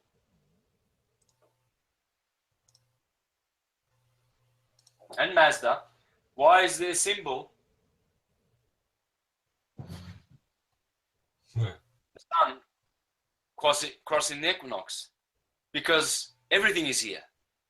This is the sun. Do you think they're going to have some doofus symbol to be successful in their motor company, they're going to put, you know, a banana, you know, or a lemon. Do you think they'll have a lemon or something, or you know, some sort of a doofus symbol? No, of course they're going to have the sun. The sun is invincible. No one can conquer the sun.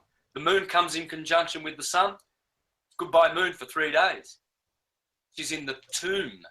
She's the womb, and she's in the tomb because at the new moon, when she's within 15 degrees of the sun's rays, bam, she's under the beams. Only astrology tells you where the moon goes for 3 days. And here we are going, oh, that moon rock's up there with the sun in conjunction. Can't see it. The moon rock. Astrologers are talking about moon rocks. What's your moon sign? Moon sign? Yeah, you know the rock in the sky? It's a rock. The astronauts went up there to play golf in 1969 and they brought back a stone. It's a rock. Whereas astrology, our true masters, told me, said they are entirely luminous. Entirely luminous. Even Wikipedia tells you that Saturn is entirely luminous. It's a gas giant. Jupiter's a gas giant. It's entirely luminous. The sun's all hydrogen, so it's luminous. And yet they want their moon rocks. See, this is all about all of our stories. Jack and the Beanstalk. What's the beanstalk? Your spinal column. And as you go up and up and up, you see the land of giants and you get golden eggs. That's the gold of Aries. The sun exalts in Aries. That's what Jason's looking for, Jehovah's Son. Jehovah's Son's always looking for the golden fleece in his 12 journeys. Jack and Jill. Jack is the sun, Jill is the moon. Jack and Jill climbed up the hill to fetch a pail of water, Cancer. Jack fell down and broke his crown. That's an interesting word. Why is a little boy, Jack, and a little girl, Jill, who were just going up the hill to fetch a pail of water, what's he doing with a crown? And why does Jill, see Jill in Cancer and Jack in Leo, they live on top of the hill. Okay, this is the hill. They own the northern,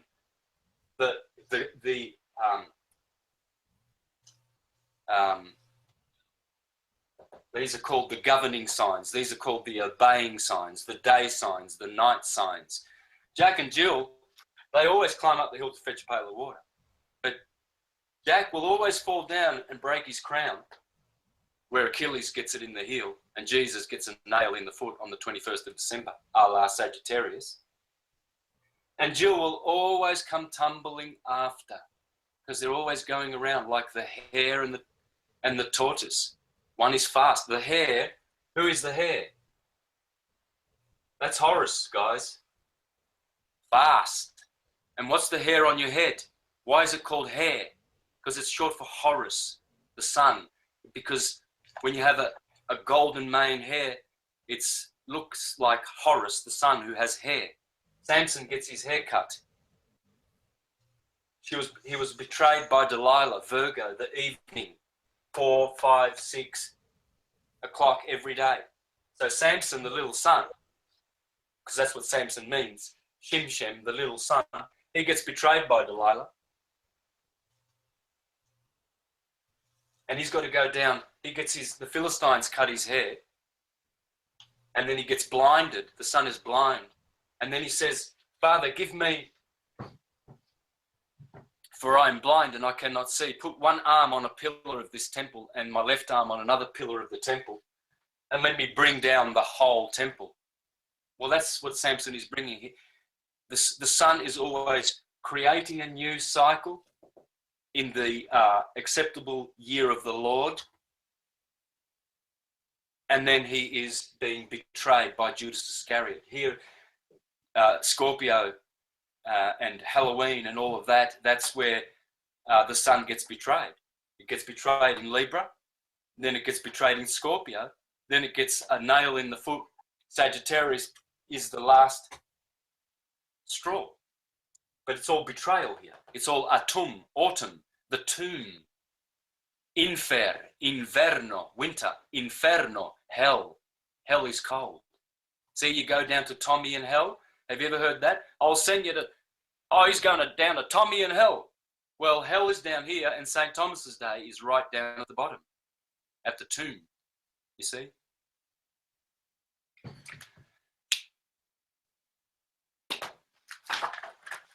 What else can we find? Whoa. Well, let's have a look at some nursery rhymes and see how they all play into the ecliptic, shall we? That'll be interesting.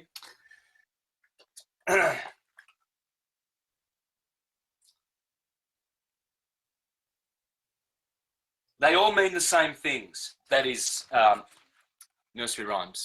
Fairy tales,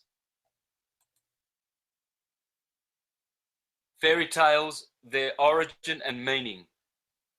John Thackeray Bunce. Okay, this was written in the 18th century. Talking about fairy tales. They all mean the same things. That is, the relation between the sun and the earth, and succession of night and day, of winter and summer, of storm and calm, of cloud and tempest, and golden sunshine and bright blue sky.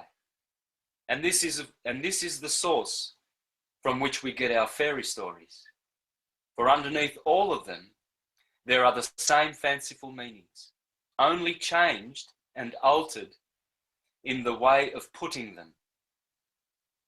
By the lapse of ages of time, by the circumstances of different countries, and by the fancy of those who kept the wonderful tales alive without knowing what they meant. Well, let's see what they mean, shall we? Let's get every fairy tale you know. I'm going to discuss 5 or 10 from these books, and if you've got your favourite fairy tale, I'll explain it for you, courtesy of the ecliptic. Cinderella.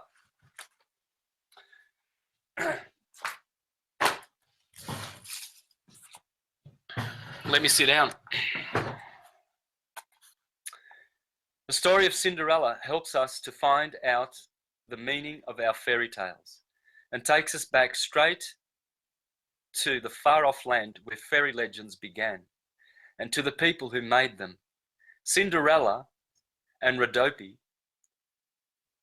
and the Hindu Raja's daughter and the like are but different forms of the same ancient myth. It is the story of the sun and the dawn.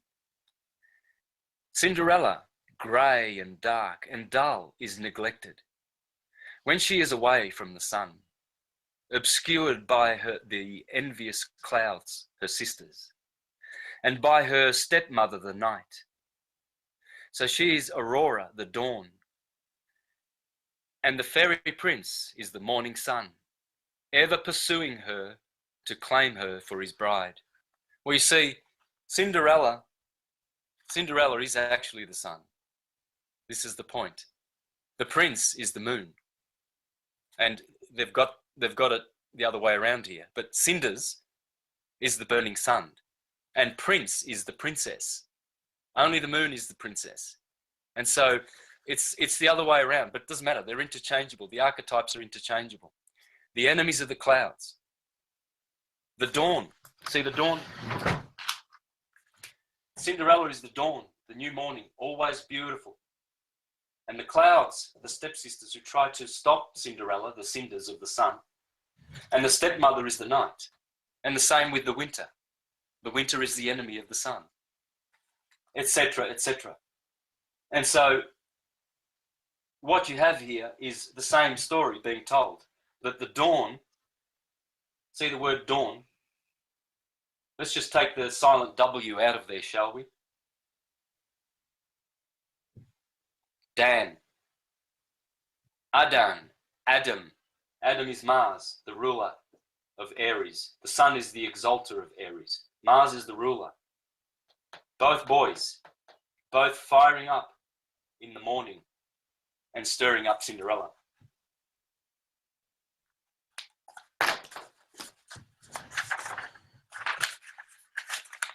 Okay, let's have a look, see what else we got in this book.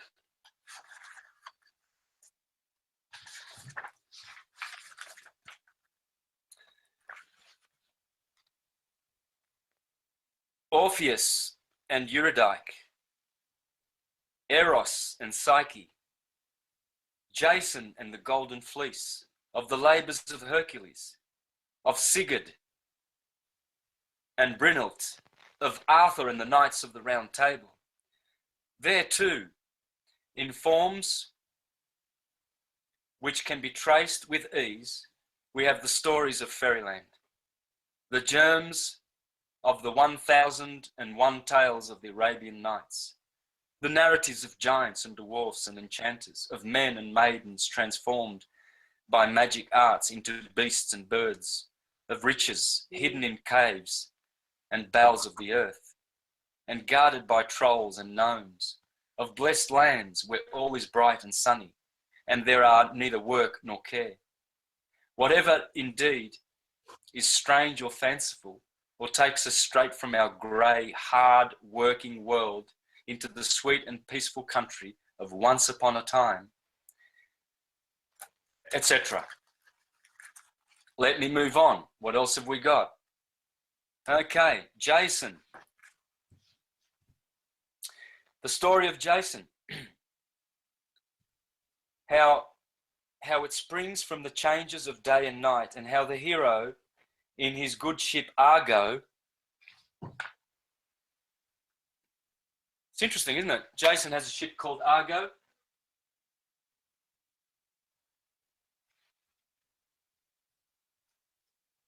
Argos. Argo.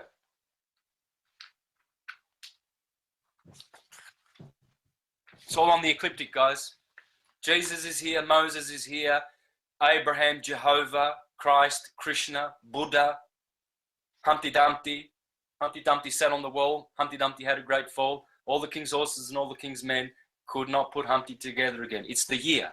Once you destroy the year, that's why the 1st of January is called Circumcision Day, according to the Jews. Why is that? You'll see that in the presentation, the holy days. If you flick back to it, you'll see the 1st of January is Circumcision Day. Well, why? Because after the son is born, 25th of December, you wait 8 days, then you circumcise the year and you start a new year. Son is born on the 25th of December.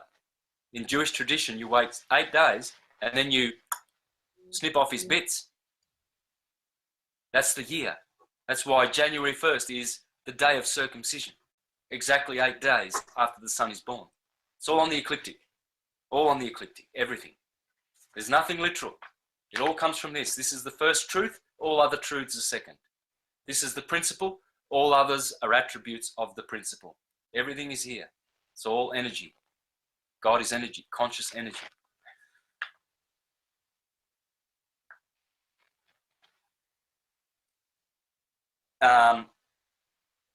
Searches for and bears away in triumph the golden fleece, the beams of the radiant sun.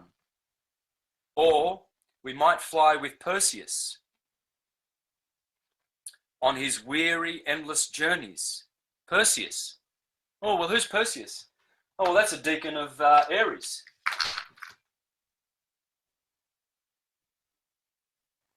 Perseus, Cassiopeia, the big M in the sky at the Arctic Circle, Cassiopeia, that M, that's Mary. Perseus, Jesus, the Christ, and Cassiopeia. And Cetus. Those are the 3 deacons of Aries. Perseus, what's he doing? He's holding up Medusa's head. That's every morning Perseus slays the starlit night, Medusa's head.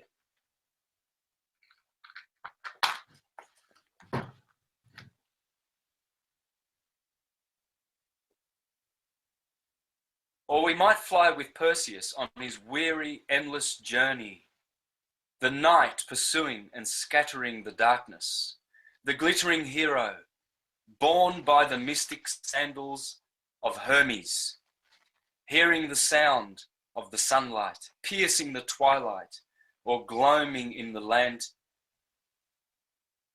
of mystic grey, slaying Medusa, the solemn starlit night, destroying the dark dragon and setting free Andromeda. Andromeda is here in Pisces.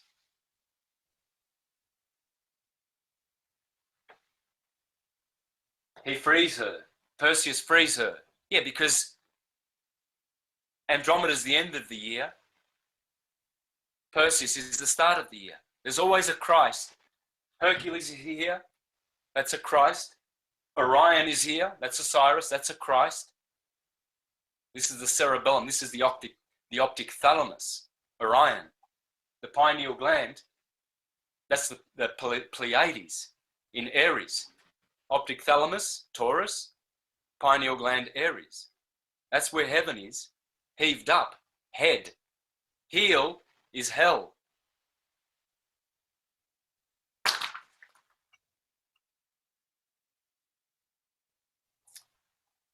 Or Hermes, we might trace out the master thief of Teutonic and Scandinavian and Hindu legends.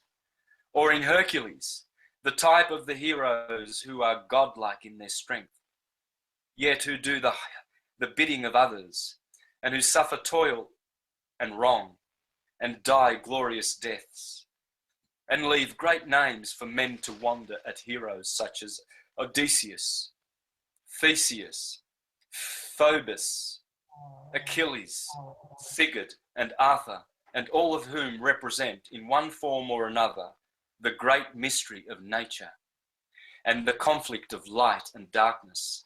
And so, if we look to their deeper meaning, the constant triumph of good over evil and of right over wrong, right over wrong, etc. Having fun yet? How are we going, Karen?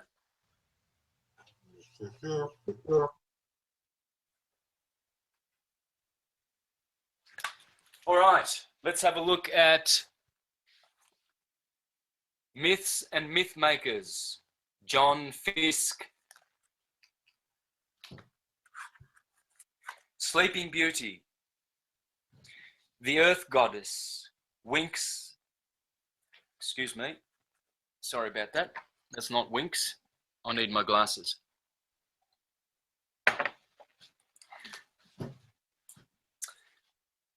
The myth of Sleeping Beauty. The Earth Goddess sinks into her long winter sleep when pricked by the point of the spindle.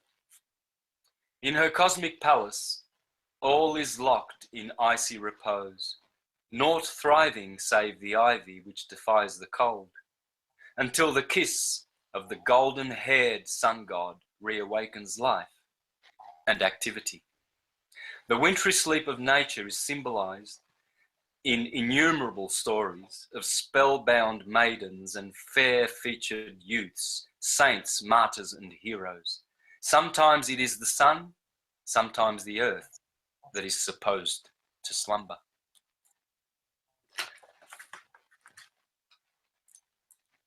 Odysseus, stripped of his beggar's raiment and endowed with fresh youth and beauty by the dawn goddess, Athene, engages in no doubtful conflict as he raises the bow, which none but himself can bend. Nor is there less virtue in the spear of Achilles, in the sword of Perseus and Sigurd, in Roland's stout blade, Durendal, or in the brand Excalibur, with which Sir Bedivere was so loath to part. All these are solar weapons, and so too are the arrows of Tel and Palnatoki, Egil, and Hemingre, and William of Clonsdaleise, whose surname proclaims him an inhabitant of the Pacian land.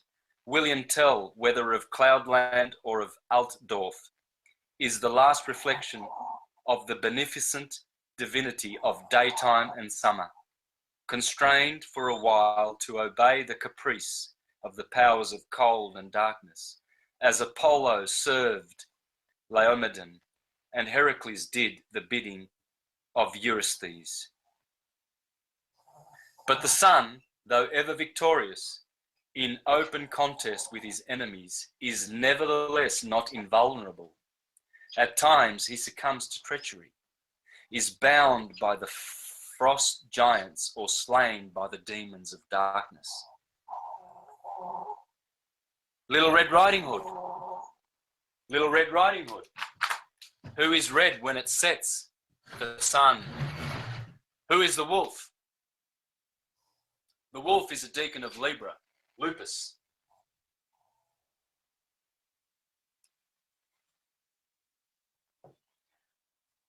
This is the dark point. The wolf of night is always ready. You see, Little Red Riding Hood, Grandma says, Mama says, don't you go stopping in the forest. The sun never goes retrograde. It's always direct. Little Red Riding Hood, she goes straight through the forest. She doesn't talk to anyone. And unless she comes in a conjunction with a planet, sun and moon, new moon, sun and Jupiter, those are conjunctions. The sun stops and has a chat in a symbolic sense. But figuratively, Mama says, don't you talk to no wolves. Don't you talk to no strangers, because she knew that there's a wolf in the forest on the ecliptic, and it's always there. And the hunter, Orion, he's always going to kill, he's always ready. Perseus, Orion, Auriga. Auriga is here too. Auriga is another hero, the charioteer. He's in Orion. Perseus is in Aries. They are always ready to save Little Red Riding Hood. So the wolf gets his stomach opened, and Little Red Riding Hood gets to go through the forest once more. Tom Thumb, Little Red Riding Hood. I just can't stop and do all these.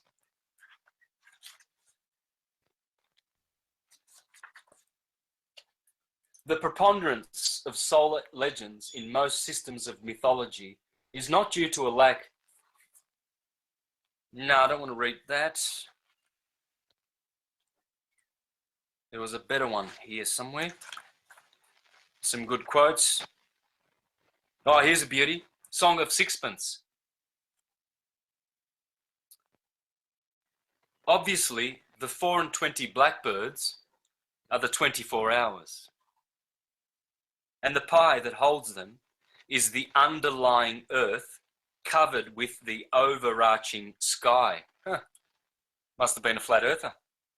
How true a touch of nature it is that when the pie is opened, that is, when day breaks, that's the pie, that's the 24 pie, the 24 blackbirds of the pie. When day breaks, the birds begin to sing. The king is the sun, and he's counting out the money, is pouring out the sunshine, the golden shower of Danae. Danae, all is a done. The queen is the moon, and her transparent honey, the moonlight, honeymoon. The maid is the rosy-fingered, Rosie's red. The maid is red. Red shift, blue shift. The maid is the rosy-fingered dawn, all is a dawn, who rises before the sun, her master, and hangs out the clouds, his clothes across the sky. The particular blackbird, who so tragically ends the tale by snipping off her nose, is the hour of sunrise. In all this interpretation, there is no a priori improbability, save perhaps in its unbroken symmetry and completeness, that some points at least of the story are thus derived from antique interpretations of physical events, is in harmony with all that we know concerning nursery rhymes. In short, the time-honoured rhyme really wants but one thing to prove it a sun myth. that one thing being a proof by some argument more valid than analogy. The character of the argument which is lacking may be illustrated by a reference to a rhyme about Jack and Jill. Anyway, then he goes on to Jack and Jill. I've done that.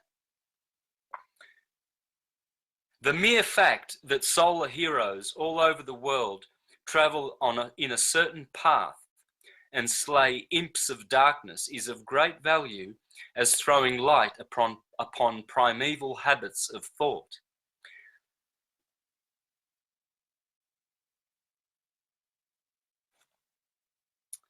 Anyway, oh man, look, it's just endless. The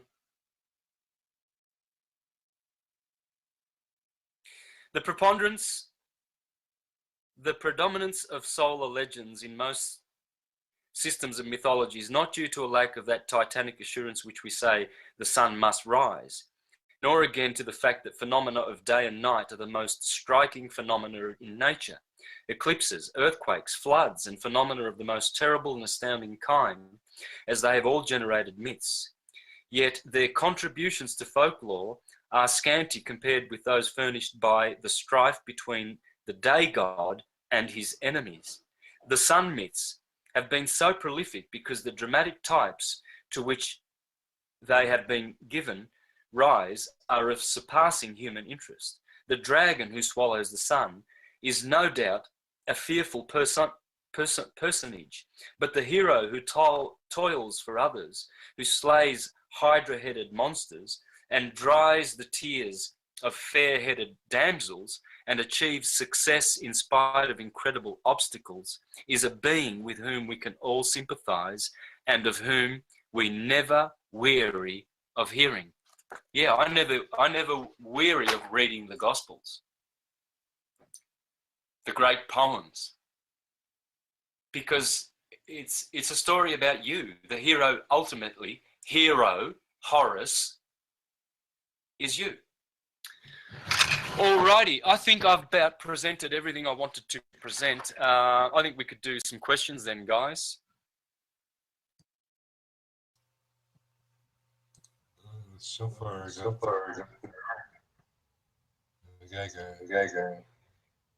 not really related. Do you have any take on the RH negative blood?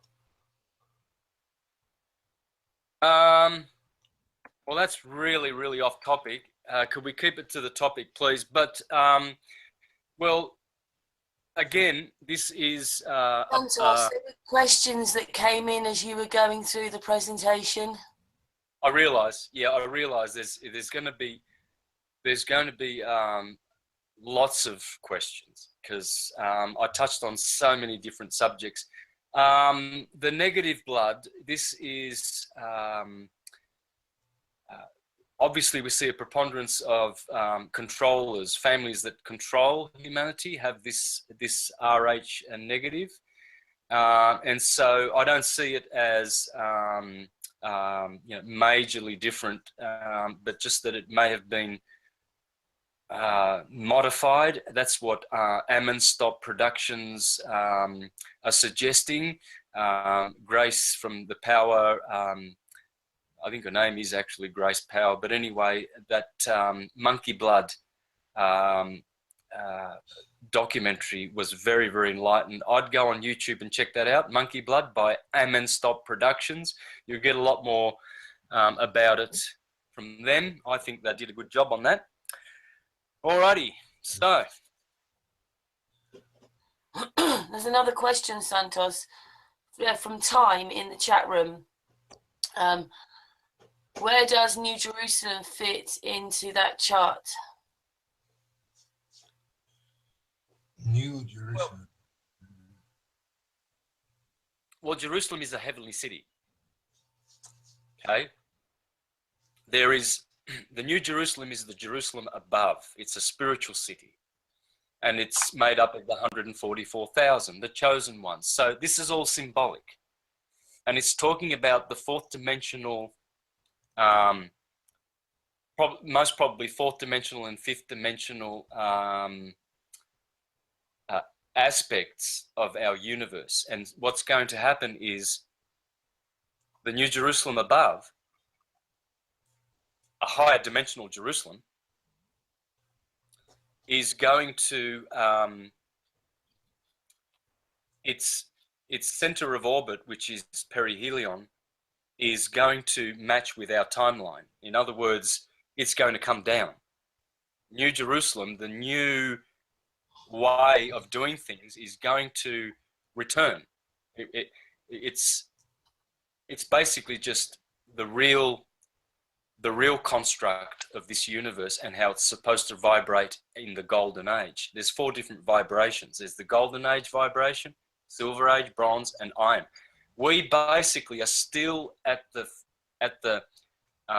residuals of the iron age. So there's still a lot of suffering lingering on.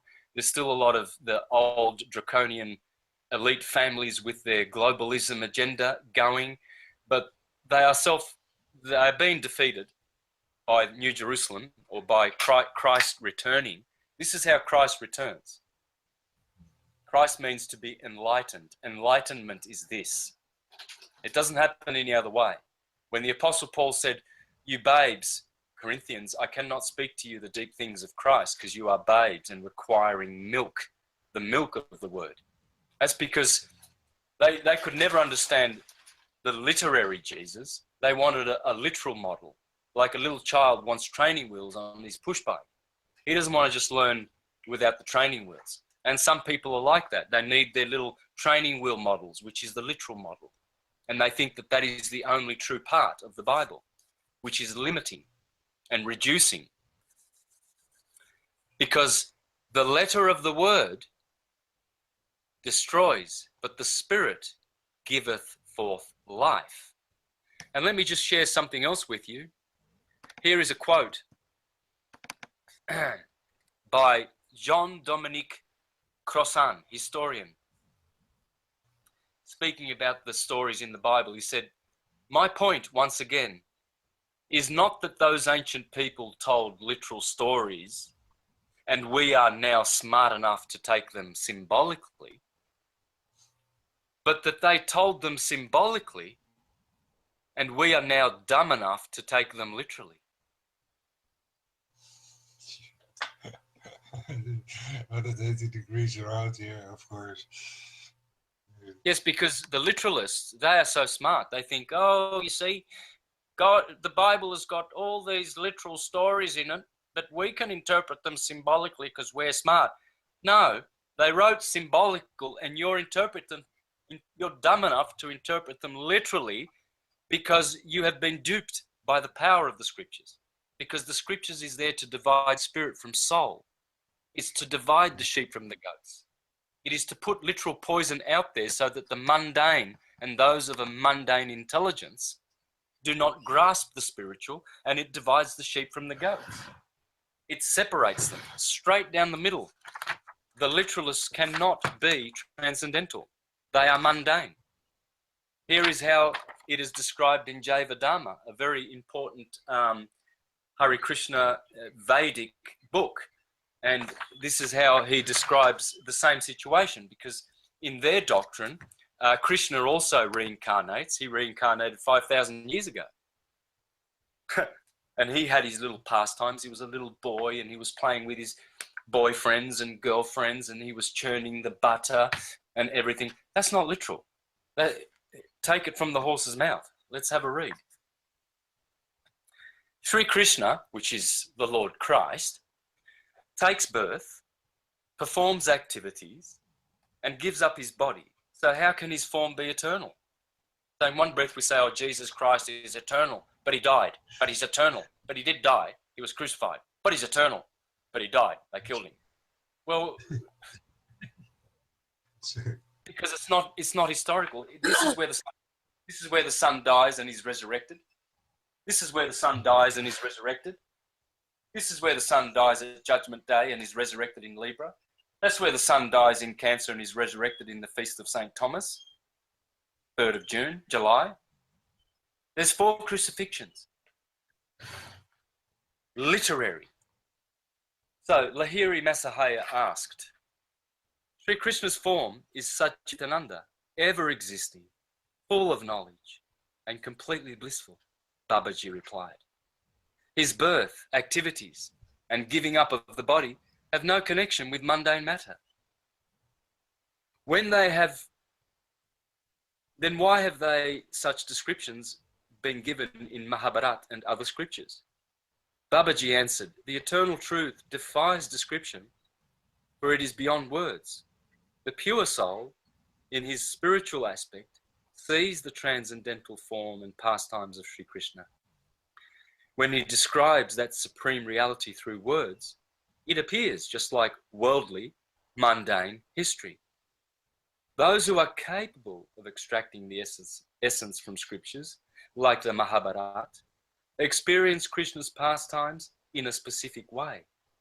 However, when people of mundane intelligence hear these descriptions, they interpret them in different ways. Well, see, these literalists may suggest that these are my opinions. They're not. They say, oh yes, but we've got the Jesus, literal Jesus. Santos is a mystic. He's weird. He's made up all this. He went and got it from under a rock, and he's proclaiming it everywhere, trying to deceive people with his truth, his opinions. I'm not responsible for any of that, guys. I did not originate any of that. That's not my will. That's not my tsuru. That's not my Mazarov. That's God's. That's all God's. I'm just noticing how we did it. That's all. I'm just showing you, look, this is how we did it. That's all I do. Okay.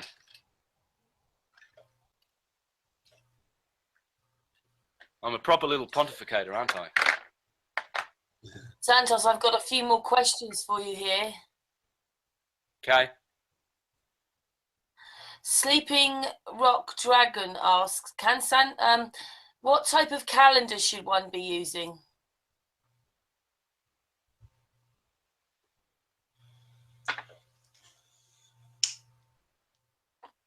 Suni, what kind of calendar? Yeah, what type of calendar? Well, it should be the original calendar, which is the lunisolar calendar. Okay, so we should be dancing the sun and the moon together like this. This is the calendar we have.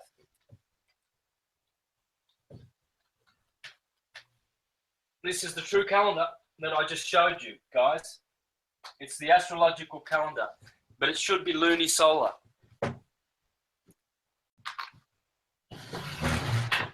So, what we have, equator, Tropic of Cancer, Tropic of Capricorn,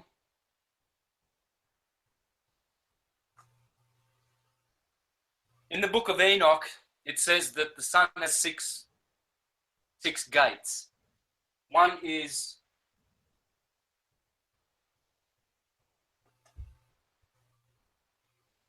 there's your cross. By the way, that circle with a cross in it, that's the symbol of the earth in astrology. Earth,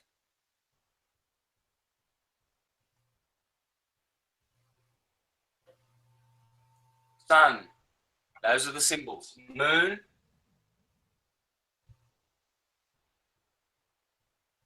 Jupiter, etc. See that?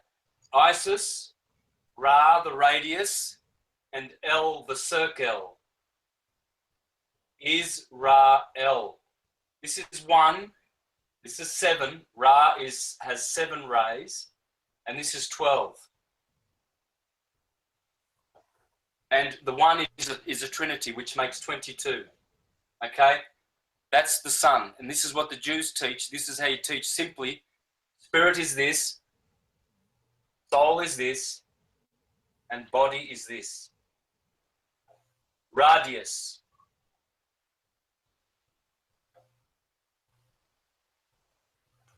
Ra, God. And his circ L. So Enoch says that there are 6 portals. One is at the Tropic of Capricorn, just above it. Can you see that? Please tell me you can see that circle. Yep, we can. Okay. Portals or gates? Gates. Yeah. Portals seem so fictional in that sense, out of the fiction part, that people think that there is some kind of magical portal from somewhere to somewhere. Kind of the Pac-Man idea of how that then works. Yeah, it's gates, not portals. Yeah. That's a good word.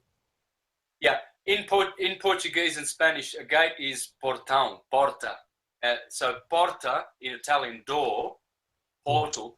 A gate, sometimes they call it a door. It's weird, but gates and portals are actually one and the same word. So porta, like a port, where you bring ships in, it's a doorway. It's a porta, a portal.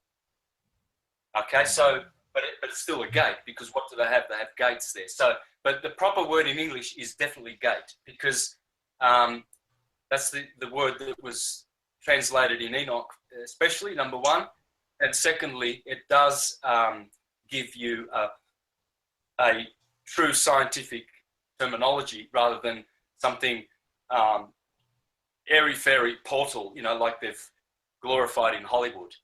Okay, so the other one is the other portal is above that, a gate rather, and then another one is here, and then another one is above the equator, and then one is here, and then one is at the Tropic of Cancer, right on the tropic. And I think this one is also right on the equator, whereas this one is not. Okay, so and it takes 30 days for the sun to go from gate to gate. Okay. And it's said that these are in the east. Well, the moon is doing the same thing. She's going through the gates, but the sun takes 30 days. She takes 25.31. Now, I don't understand this properly yet, this 25.31, but I'm trying to nut this out. I'm working on the Book of Enoch and its cosmology, because obviously he was a stationary horizontal earther. There's no doubt about that. It's a flat earth cosmology, just like the Bible, and just like astrology, which I have shown. Go on, you go. It's in a unit of a day, but it has its own length in that particular unit of the day. And the day is the main thing where you can actually measure all the other circles from. Because the sun takes one day, in that sense, the 24-hour day. And then every other cycle is just according to that same cycle in another number. Yeah. So when the sun and the moon are together, it's called Kodesh. Kodesh, Shabbat. Kodesh, that's when the sun and the moon are together in the new moon. So when the sun and the moon are together every month, conjunct, you won't see the moon until she reaches the 16th degree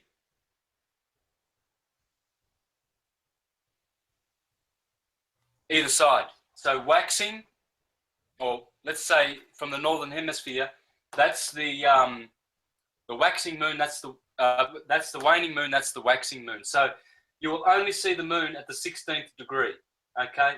Because in between there, moon is invisible. She's under the beams, according to astrology. Cannot be seen. No planets, no moon. That is 7%. 7%. The next day, the moon increases 7% for 14 days. And that's why Osiris, you see, Osiris gets chopped up into 14 pieces, yeah? Well, those are the 14 lunar mansions under the ecliptic. Because every day, she adds 7% of her light until She's a full moon 14 days later. Okay? Now, that day when they are at the new moon, that's the Holy Sabbath. That's Kodesh. So that's the first day of every month, the 8th, the 15th, 22nd, and then the 29th, the 5th Sabbath of every month, becomes the first. And that is Kodesh. Now, in the Julio-Gregorian calendar, big problem. There's nothing wrong with it. It works. It's overlaid on top of the astrological calendar quite perfectly. No problems. Only it's a secular calendar because it starts in January. Here. Or rather here. Can you see this point here? Yeah. Yeah. Okay, because I can't see it because maybe if I take... Oh, it's in the video. Yeah, I just got all... I've got all the pictures of the photos of all the people in the chat blocking the bottom of my screen. How do I get rid of those? In the top you have the most left, in the middle the most left one should be hide the participants. Dus, It doesn't matter. Doesn't matter. As long as you can see it. Did I hide it for you? Yeah. In Okay. mine? Yeah. Yeah. Now it shows. Now it Otherwise, don't worry. Let me see.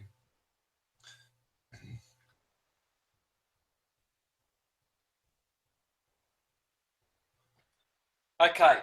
Now, you've seen this many times, okay? People who've watched my presentations have seen me do this many times. So you know what this is. This does not need explanation, this wheel.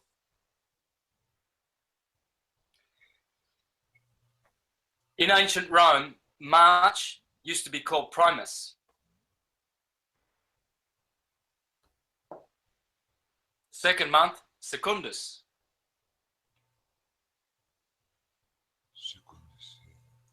Tertius, Quartus,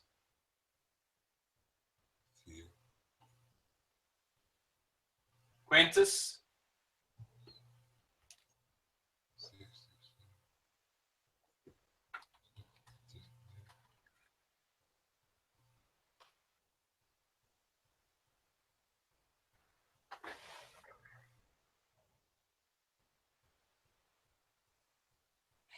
you get the point? March, April, May, June, July, August, Sept. Why is the ninth month? If you start in January, September is the ninth month, but Sept means 7. Because all of these months here were kept. The Romans changed these top 6. Well, they didn't change them. They were there. They were already there in the astrological calendar. They just used different names, but you can do this in any which way. But the point is, Primus began on March the 21st, like everything does, because it's number 1. And September 7 is always the middle of the year, the astrological year. So the Julio-Gregorian calendar, what they did was they shifted the start of the year from April 1st, and they did this up until 1748. In England, they always started the year here up until 1748, and they succumbed to the Julio-Gregorian calendar, the JC calendar, Anno Domini, Jesus Christ, Julius Caesar. And they started having the start of the year in January. And so the April 1st people, they were called April Fools because they respected March the 21st, the equinox. 10 days later, April 1st, is when you start the year in a secular way. But what they did was they shifted this 10-day thing from the 21st of December to the 1st of January.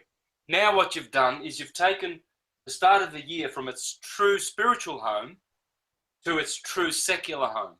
Capricorn number 10 is the sign of human completion, the Kabbalistic tree, Kether, Malkuth, Ether, Eartha, 10, Aten, all these are 10. This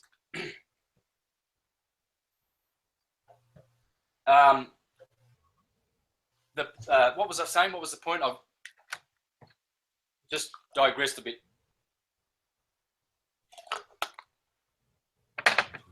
Anyway, it'll come back, no problem. So what they did, as you can see, is they shifted the focus onto a solar year by virtue of having a fixed day. See, Easter's not fixed. It's a moon, it's a lunar solar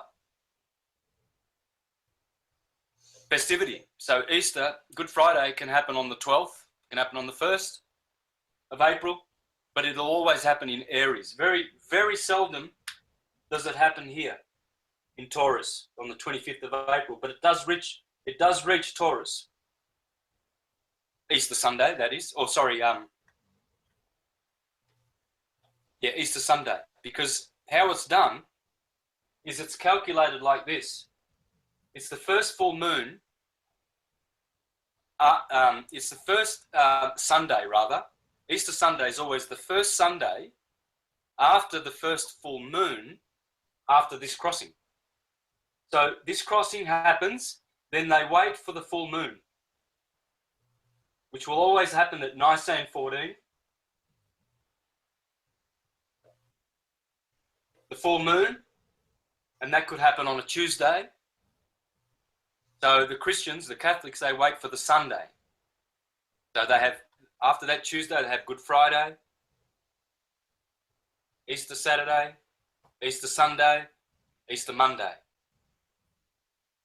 But it always happens in this period. So it's a lunar solar. That's why when you do lunar solar, you have the sun is Sol and the moon is Mon.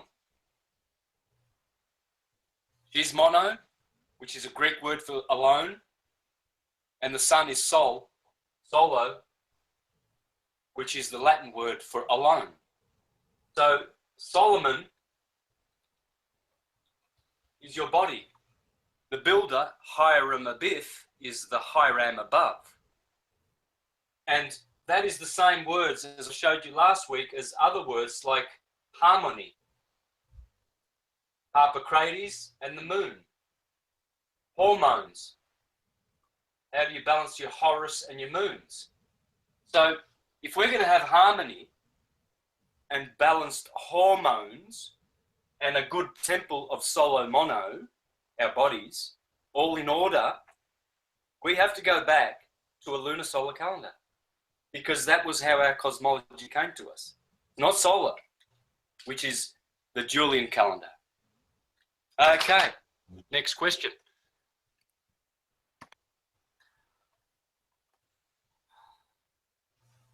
Okay, Santos. So I had a bit of a cough then. I had to mute myself. Claudio asked, Santos, if he is rewriting the Bible in a positive sense.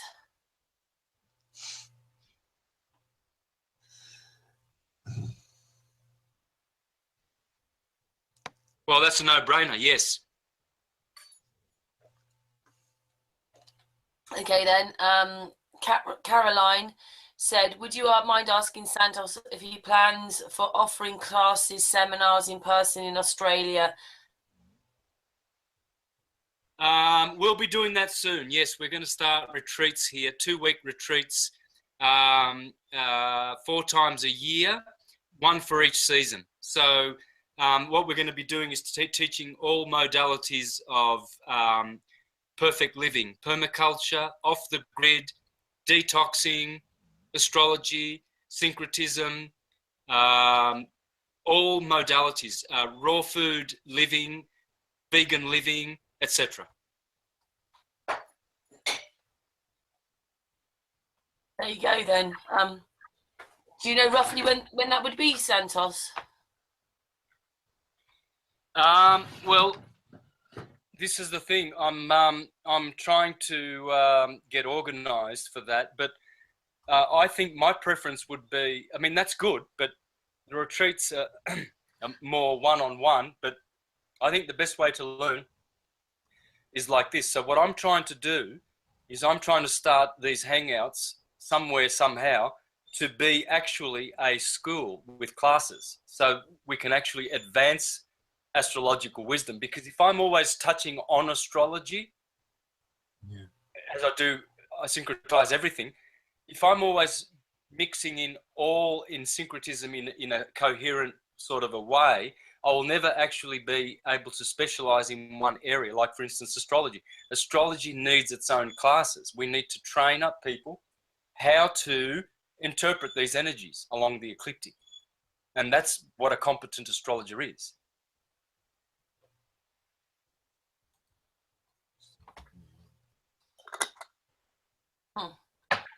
Thank you, Santos. Another question here, Robbie. He asks, there any truths in the Bible stories other than being cosmology, as in literal that happened? Well, first of all, you must understand the Bible is a book of truth. It's not a book of fact. And so the historical content in the Bible is purely just a post-redaction interpolation process where they use certain historical events as a device to bring down the eternal gospels and make them temporal. So the Romans did that with Jesus, Julius Caesar, JC, Anno Domini. It's the same thing. That's who Jesus is. It's the one who the calendar is named after. And our calendar is named after JC.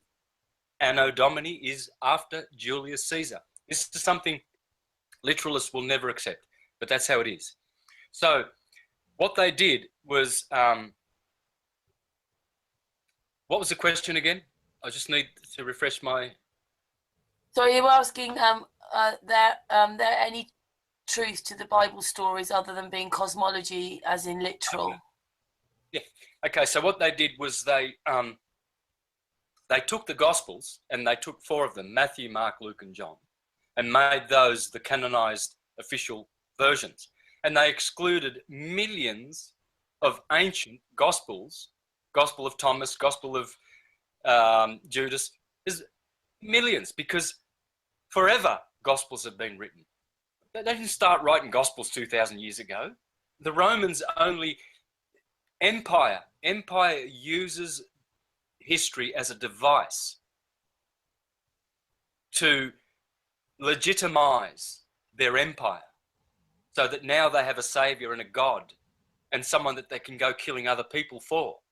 He came, he told us a whole bunch of stuff. Now we're going to kill you for what he said, because you worship Osiris and Krishna and all of these other names. It's the same Christ in another name, but they're killing them because why? Because of the historical Jesus lie. That's why. He never came and he'll never return. This is the first coming and this is the second coming. And Perseus is always coming. You know, he comes in the morning, then he goes away at night. And then there's a second coming and a third coming. It's in the ecliptic. It's not in history. So we've got to understand that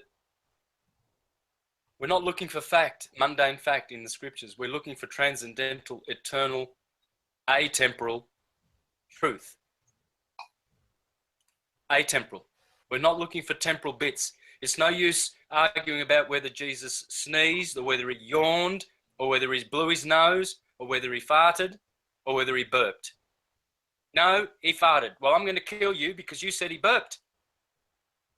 Historical, anything that he ever did historically has got nothing to do with our lives anyway. So if he did come historically and lived and did all those things, it has nothing to do with us. It's gone. It's dead and dusted. It's gone. Eternity is with us, not the past. The past is dead and gone. Sure, we can get lessons from the past, yes. Great lessons from great men and women who have bequeathed powerful lessons to us. But the Gospels are Gospels, okay? I'll do a show on how to write Gospels one day. I did it when I was in England in 2013 in Birmingham. I called it the art of gospel writing. It's a shame they never put it up, Truth Juice. Lazy bums. I did 14 presentations all over England. I went to Leicester, I went to Hull, I went to St Anne's, Bristol, Brighton, Manchester.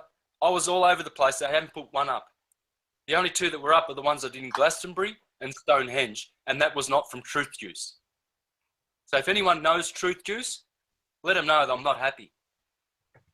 And I'm giving Truth Juice a very, very bad name, because they dishonored the contract. I said, I don't want money.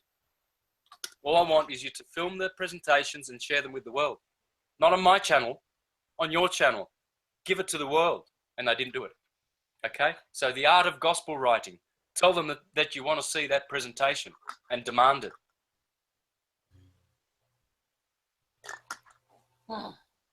Lazy bums. Santos, there's another question from David Rocker. He says, what's Santos' take on when Jesus cast those demons onto the pigs? Again, the ecliptic is the teacher and the biochemistry of the ecliptic in your body. When you cast out demons, you are casting out undeveloped, bad, evil thoughts. You see, this shows you how literary the Bible is. Do you think that the God of the literal Old Testament would tell you to go into the promised land and kill all the children, all the old men, all the women, except for the virgins? We've got to keep those ones. They're pretty handy. And the pregnant women, you cut their bellies open and you grab their unborn babies from their feet and you dash them against the crag. That's not literal. When the Quran says to go and kill the infidels, it's not literal. The infidels are the immature, undeveloped thoughts and emotions that you have. We all have them. They are the little children because they are not childlike, they are childish. Because Jesus said we need to be childlike, but not childish. So if we've got these childish ideas about Jesus, Jesus was wearing nappies when he came as a God.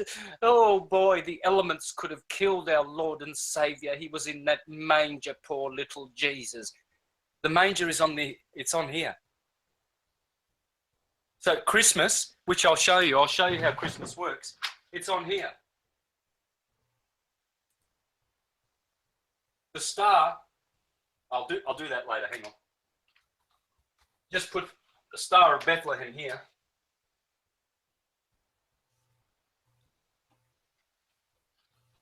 Maybe just the sixth one. Is it the six-pointed star on top of the Christmas tree, or is it the pentagram? Anyway, that you can show is all on here. The literalisms of the Bible is killing us. Whereas the truth is transcendental and is freeing us.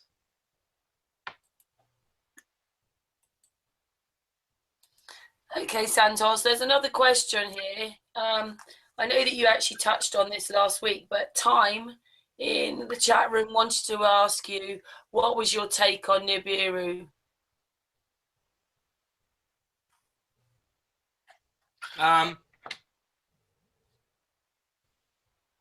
Not much, because I don't accept the Zechariah Sitchin's model of it, and I believe that Nibiru is possibly just a phenomenon that occurs within the dome. So obviously we know that we don't have freaking rocks flying through the dome and the comets and all that. It's all phenomena that occurs in the between the firmament and the dome.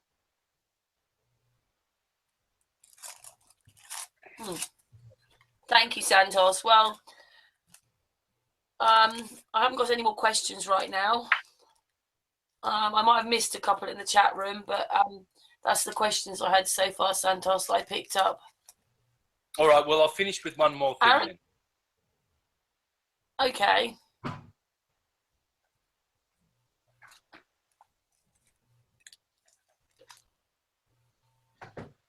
I did have a lot more to share, but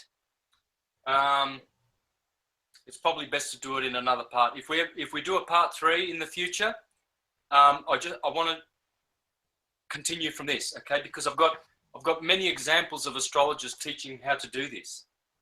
This is not, for some reason, people are so dumbed down that they think that this is my stuff. I see this everywhere.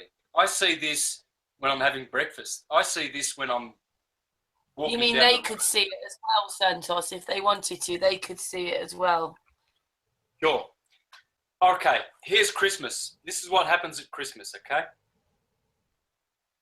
Christmas happens here in December, 25th of December. We already worked out that it's the start of a positive waxing cycle. It's AM, anti-meridian, it's that side. This is the positive side, this is the negative side.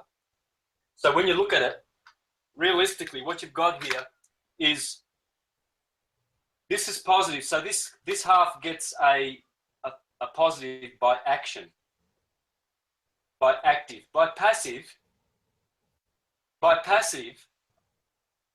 this is negative because it's below this line. Anything below is negative.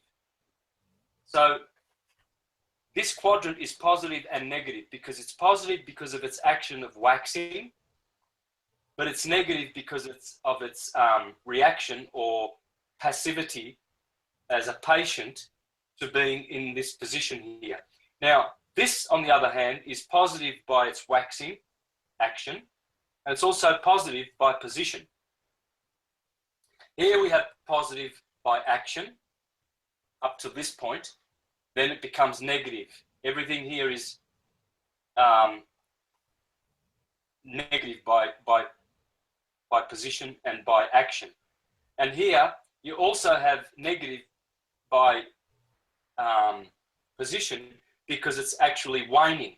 So you see that only springtime, which is the golden age, silver is the afternoon, autumn and winter is nothing but morning, afternoon, evening and night, spring, summer, autumn, winter. See your plus, plus and your negative, negative? Because this is where plus happens. Sun exalts, resurrects on Nisan 17. All the action happens here. This chakra is called the Sahasrara chakra. Sahasrara, the top chakra, the crown chakra, yeah? Sara, Sahasra, Ra. And Noah lands on Mount Ararat. Ra, Ra-T, Ararat. It's all about Ra, right ascension of meridian. All Ra, cerebram, happens here. So what we've got in the Christmas story is this. Orion and his 3 stars are pointing to Sirius in Cancer. The beautiful blue, brightest star in the sky is always here, on top of the meridian. That's where she lives. This is the Christmas tree. And you put your Christmas tree here at the bottom. You see, Jesus is born in a manger. Well, the manger is here in Cancer. Because when you look up at midnight on Christmas, all through the Christmas, January and December and January, you look up at midnight and you'll see this star above your head. Not directly above your head, depends what latitude you're living on, but above your head in the MC, on the ecliptic. It could be that high if you're in Finland, but if you're in, say, Ecuador, Sirius will be right above your head. But the point is, it reaches the zenith at Christmas. You look up, you'll see this. Sirius. And you'll see the three wise men who followed the star of the east and followed it to where the star stopped above where the child was born, in a manger. Well, that's the manger because it's called the manger. It's called the honeypot in Cancer. It's an asterism in Cancer. And it's got a donkey. It's got Asinellus major or Asinellus australis and Asinellus borealis, the twins. So you see, Cancer has Ursa Major and Ursa Minor. It has two donkeys in it. Gemini has two twins. It has Canis Major and Canis Minor in it. Argos is the boat, the bark of Ra, Noah's Ark, that carries in two of all the animals. Two twins, two dogs, two bears, two donkeys. So when you look up at Christmas Day, Christmas midnight, you're seeing the manger, and the Bible said that the shepherds were outdoors. Well, that's here, because the flocks are in Capricorn. And so the shepherds, the goat, because they're also goat herds in Capricorn, and the manger's always full of a cow. There's always, what animals do you see in the manger? A cow, a lamb, a horse, a donkey, Asinellus australis, Asinellus borealis. What else do you see? A goat, Capricorn. And so the shepherds that are outdoor, they are the pastors or the ones who are checking the stores. And every time you look up, you'll see the three wise men who come from the east. You see, what you'll see, you look east, you'll see Orion. And the three wise men, the belt of Orion, is pointing pretty much almost straight at Sirius. There's a little bit of a, you have to use your imagination. It's a little bit offset, only by about 4 or 5 degrees. But those three stars, they're always pointing to the east. And at midnight, they always stop at the zenith. And that's on the 24th of December, midnight. Sirius is there. Those guys are lining up with that, the three wise men. The manger's all in order. Everything is on here, guys. Hercules, you're looking for Perseus, Pegasus, Cinderella, Humpty Dumpty, Pinocchio. Santos, when you said anybody else with nursery rhymes, so what's Twinkle Twinkle Little Star then? Well, again, a star twinkles, yeah? So it's acknowledging its light. How I wonder what you are. The reason you wonder what a star is because even the academicians and the mainstream scientists, they'll tell you something every day that's different about what a star is. They're changing their story every day if you pay attention, because they're clueless. But out of the mouths of babes, twinkles, twinkle, little star, how I wonder what you are, up above the sky so high. So it's basically teaching children to be astrologers, isn't it? You see our culture? Why do we call children young stars? Come on, youngster, do you want a gold star? You're going to be a star one day. Yeah. Sister.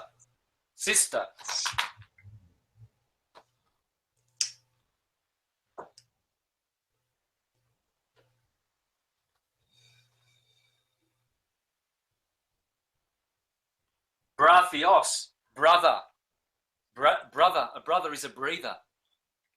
A buddy is a body. Say hello to my buddy. Why do you call him a buddy? You're talking about his body. So when you call your brother a brother, you're calling him a breather. Brathios, the breath of Ra. The star of Isis, your sister. Sarah. You see, Sarah, the wife of Abraham, this is how people think that everything's literal. Sarah was not literal. You know the Saraswati River in Egypt, in India? It dried out. You see how the Bible says, and Sarah became barren. And she dried out and had no more progeny after she had Isaac. And then Abraham had to go to his concubine Hagar to have Ishmael. But Sarah only produced at the age of 90, and she was barren. It's talking about Brahma and Saraswati, the Saraswati River. It's going back to that historical moment, showing how historical events are used as devices to bring down the Gospels to the mundane level of empire. See, so you've got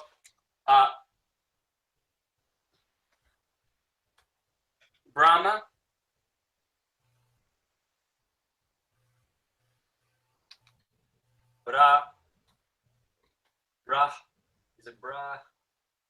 Brahma and Saraswati.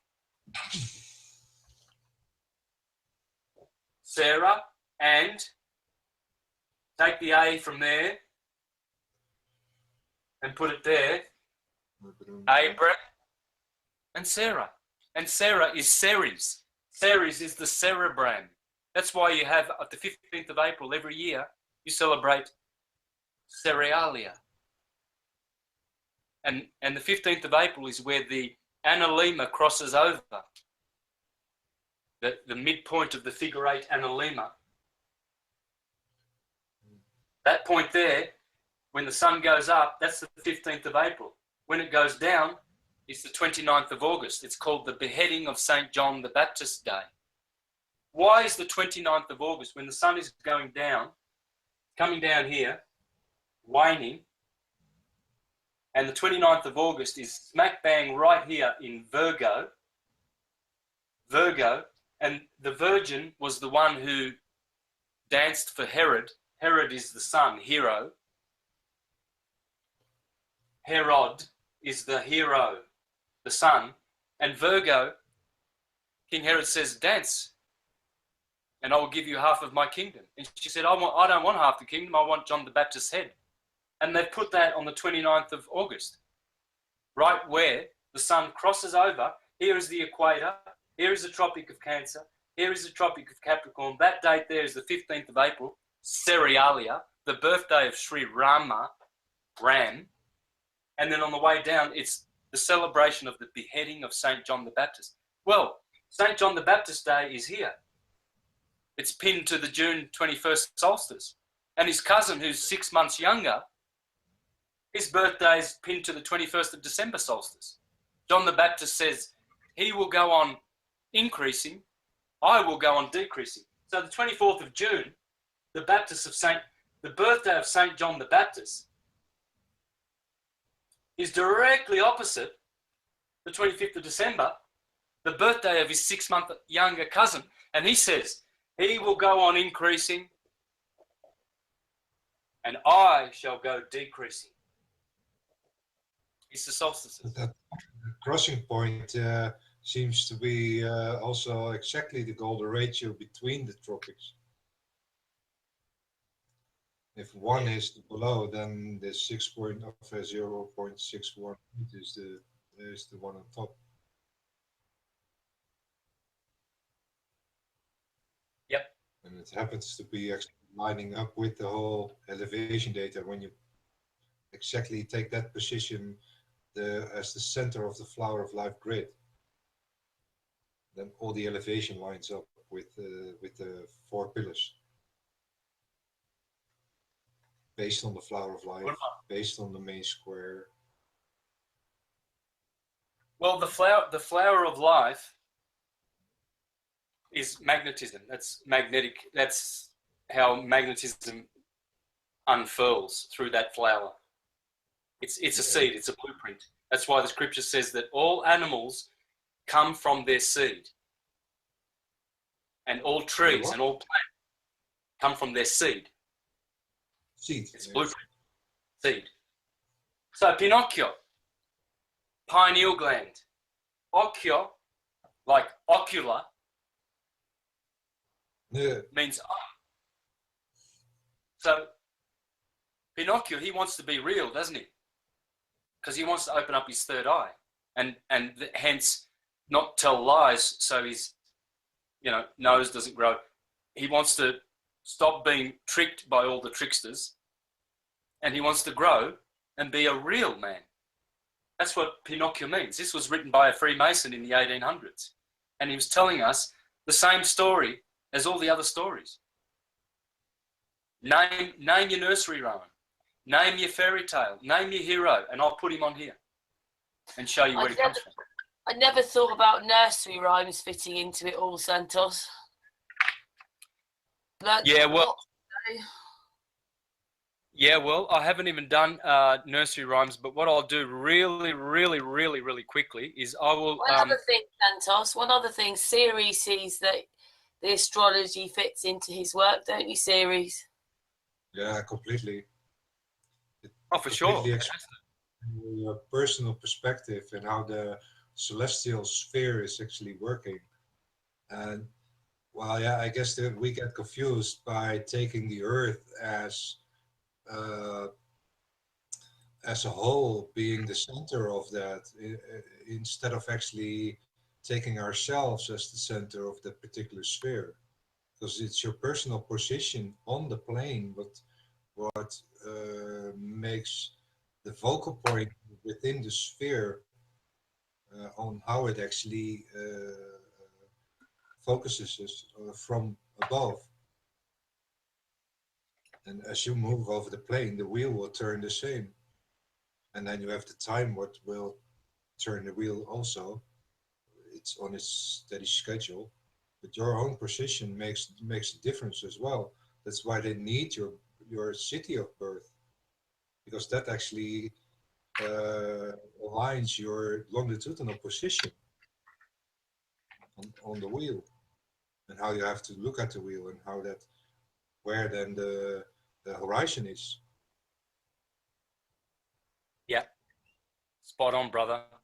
That's why astrology is a science of degrees, minutes, and seconds of arc, Noah's Ark. We don't muck around. We are the true scientists. We know the ecliptic. We know how all phenomena occurs. We know how all religious theologies and sciences are based. We know all alchemy. We know all the secrets of the universe through the grace of God, the ecliptic. Now, I'll just show you quickly. I'll flick through this. I haven't touched on the nursery rhymes, guys. Here is a whole presentation I've done, and I've used one of Aleister Crowley's wonderful books on nursery rhymes and his insights into nursery rhymes and the ecliptic. And that is in this presentation. So I'm going to be very generous here. I'll finish off with this, and I'm going to share this, just flicking through it, so that the listeners can do their own research. Okay, here we go. Can you see my screen? Yep. Yeah. All right, this is another one of my presentations, unreleased. Okay, got volumes of stuff, guys. I'm going to click through here. Okay, so it says every nursery rhyme contains profound magical secrets which are open to everyone who has made a study of the correspondences of the Holy Kabbalah. These are the words of Crowley, actually. I just put them in there. Book 4, okay? There you go. Old Mother Hubbard. What does it mean? Little Bo Peep. Notice the bow. Bo is Buddha, okay? By, to. Little Miss Muffet sat on a tuffet. That's the tuffet. Toffet. Little Jack Horner. Another Jack. It's the sun. Christmas pie. He's eating Christmas pie, is he? Oh, yeah, because Jack, the son, is born at Christmas. Jack be nimble, Jack be quick. The Union Jack. There it is, what I showed you before, the Vatican. St. Peter Square, obelisk in the middle. And you see all the... these are the 4 statues on top of the colonnade. 1, 2, 3, 4. This is the Tropic of Cancer. It is laid out over the earth. Those are the 4 pillars. Those are the 4 pillars. Yep. out of it. In the first circle, these are the four pillars. Yep, and you can see here there's a YouTube video that shows this. This video link down the bottom here, that's called, the title of the video is a 12-minute video showing you the Vatican St. Peter's Square is a sundial, and it says it's called Christianity Revealed, Solar Worship. Jack and the Beanstalk, what does it mean? Jack and Jill. Tom Tom, Tom Tom, all these are Tom. Hickory Dickory Dock, that's your spinal column. The mouse is the soul. The soul runs up the clock. The clock strikes one. Of course it's going to strike unity, isn't it? Unity, that's the clock. There it is. There's one. It's your chakra system. Humpty Dumpty.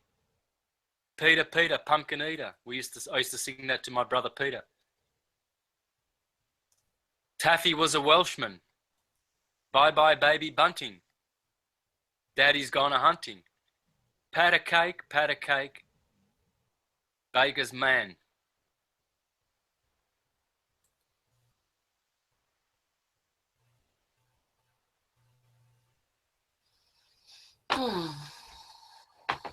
All right, guys, I'm just going to scroll through the rest. You can close off the show if you haven't got questions. I think we've done enough. One more question just from Karen B in the chat room, Santos. She just wanted to know if you could recommend a book to begin learning astrology. I would get Thomas H. Burgoyne, Volume 2. I read from Volume 1 today. Get Volume 2. Get Firmicus Maternus, Mathesios. Get Bonacci, 800-year-ago astrologer. Get Ptolemy. Get those ones. Ptolemy's is the Tetrabiblios, which I've been using in my presentations of late. Firmicus Maternus is called Mathesios. Get that one. Very good one, that one. And get Bonacci. Those are the best. I'm going to do a show from Bonacci showing you how astrology is based on the ecliptic in another show. That's if you'll invite me back.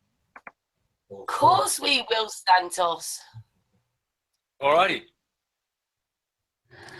So now for 3.5 hours, I think probably it's best to end that to hang out with Santos, and we can just have a word with Santos afterwards. Wilson, Aaron, Series, come back. We have a group hug for Santos and for the chat room and everybody watching.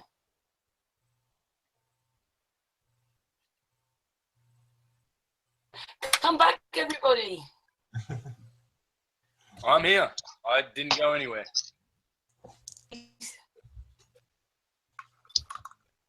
Aaron? Oh, well, they're obviously listening. So much, Santos. We're amazed as always. Thank you so much for all your explanations. And yes, we want you to come back. And also, Aaron, I'm not sure where Aaron is, but you said you'd be interested in listening to Aaron again talking about his plan with the NASA. Yeah, well, that one needs a separate show altogether. But as for presentations, they need to be separate as well. But I will join that hangout when you do that with Aaron, because I'll be there to support for sure. So we're going to give Santos and everybody in the chat room and everybody who's going to watch a hug from us. Very much. Yay, thank you, Santos.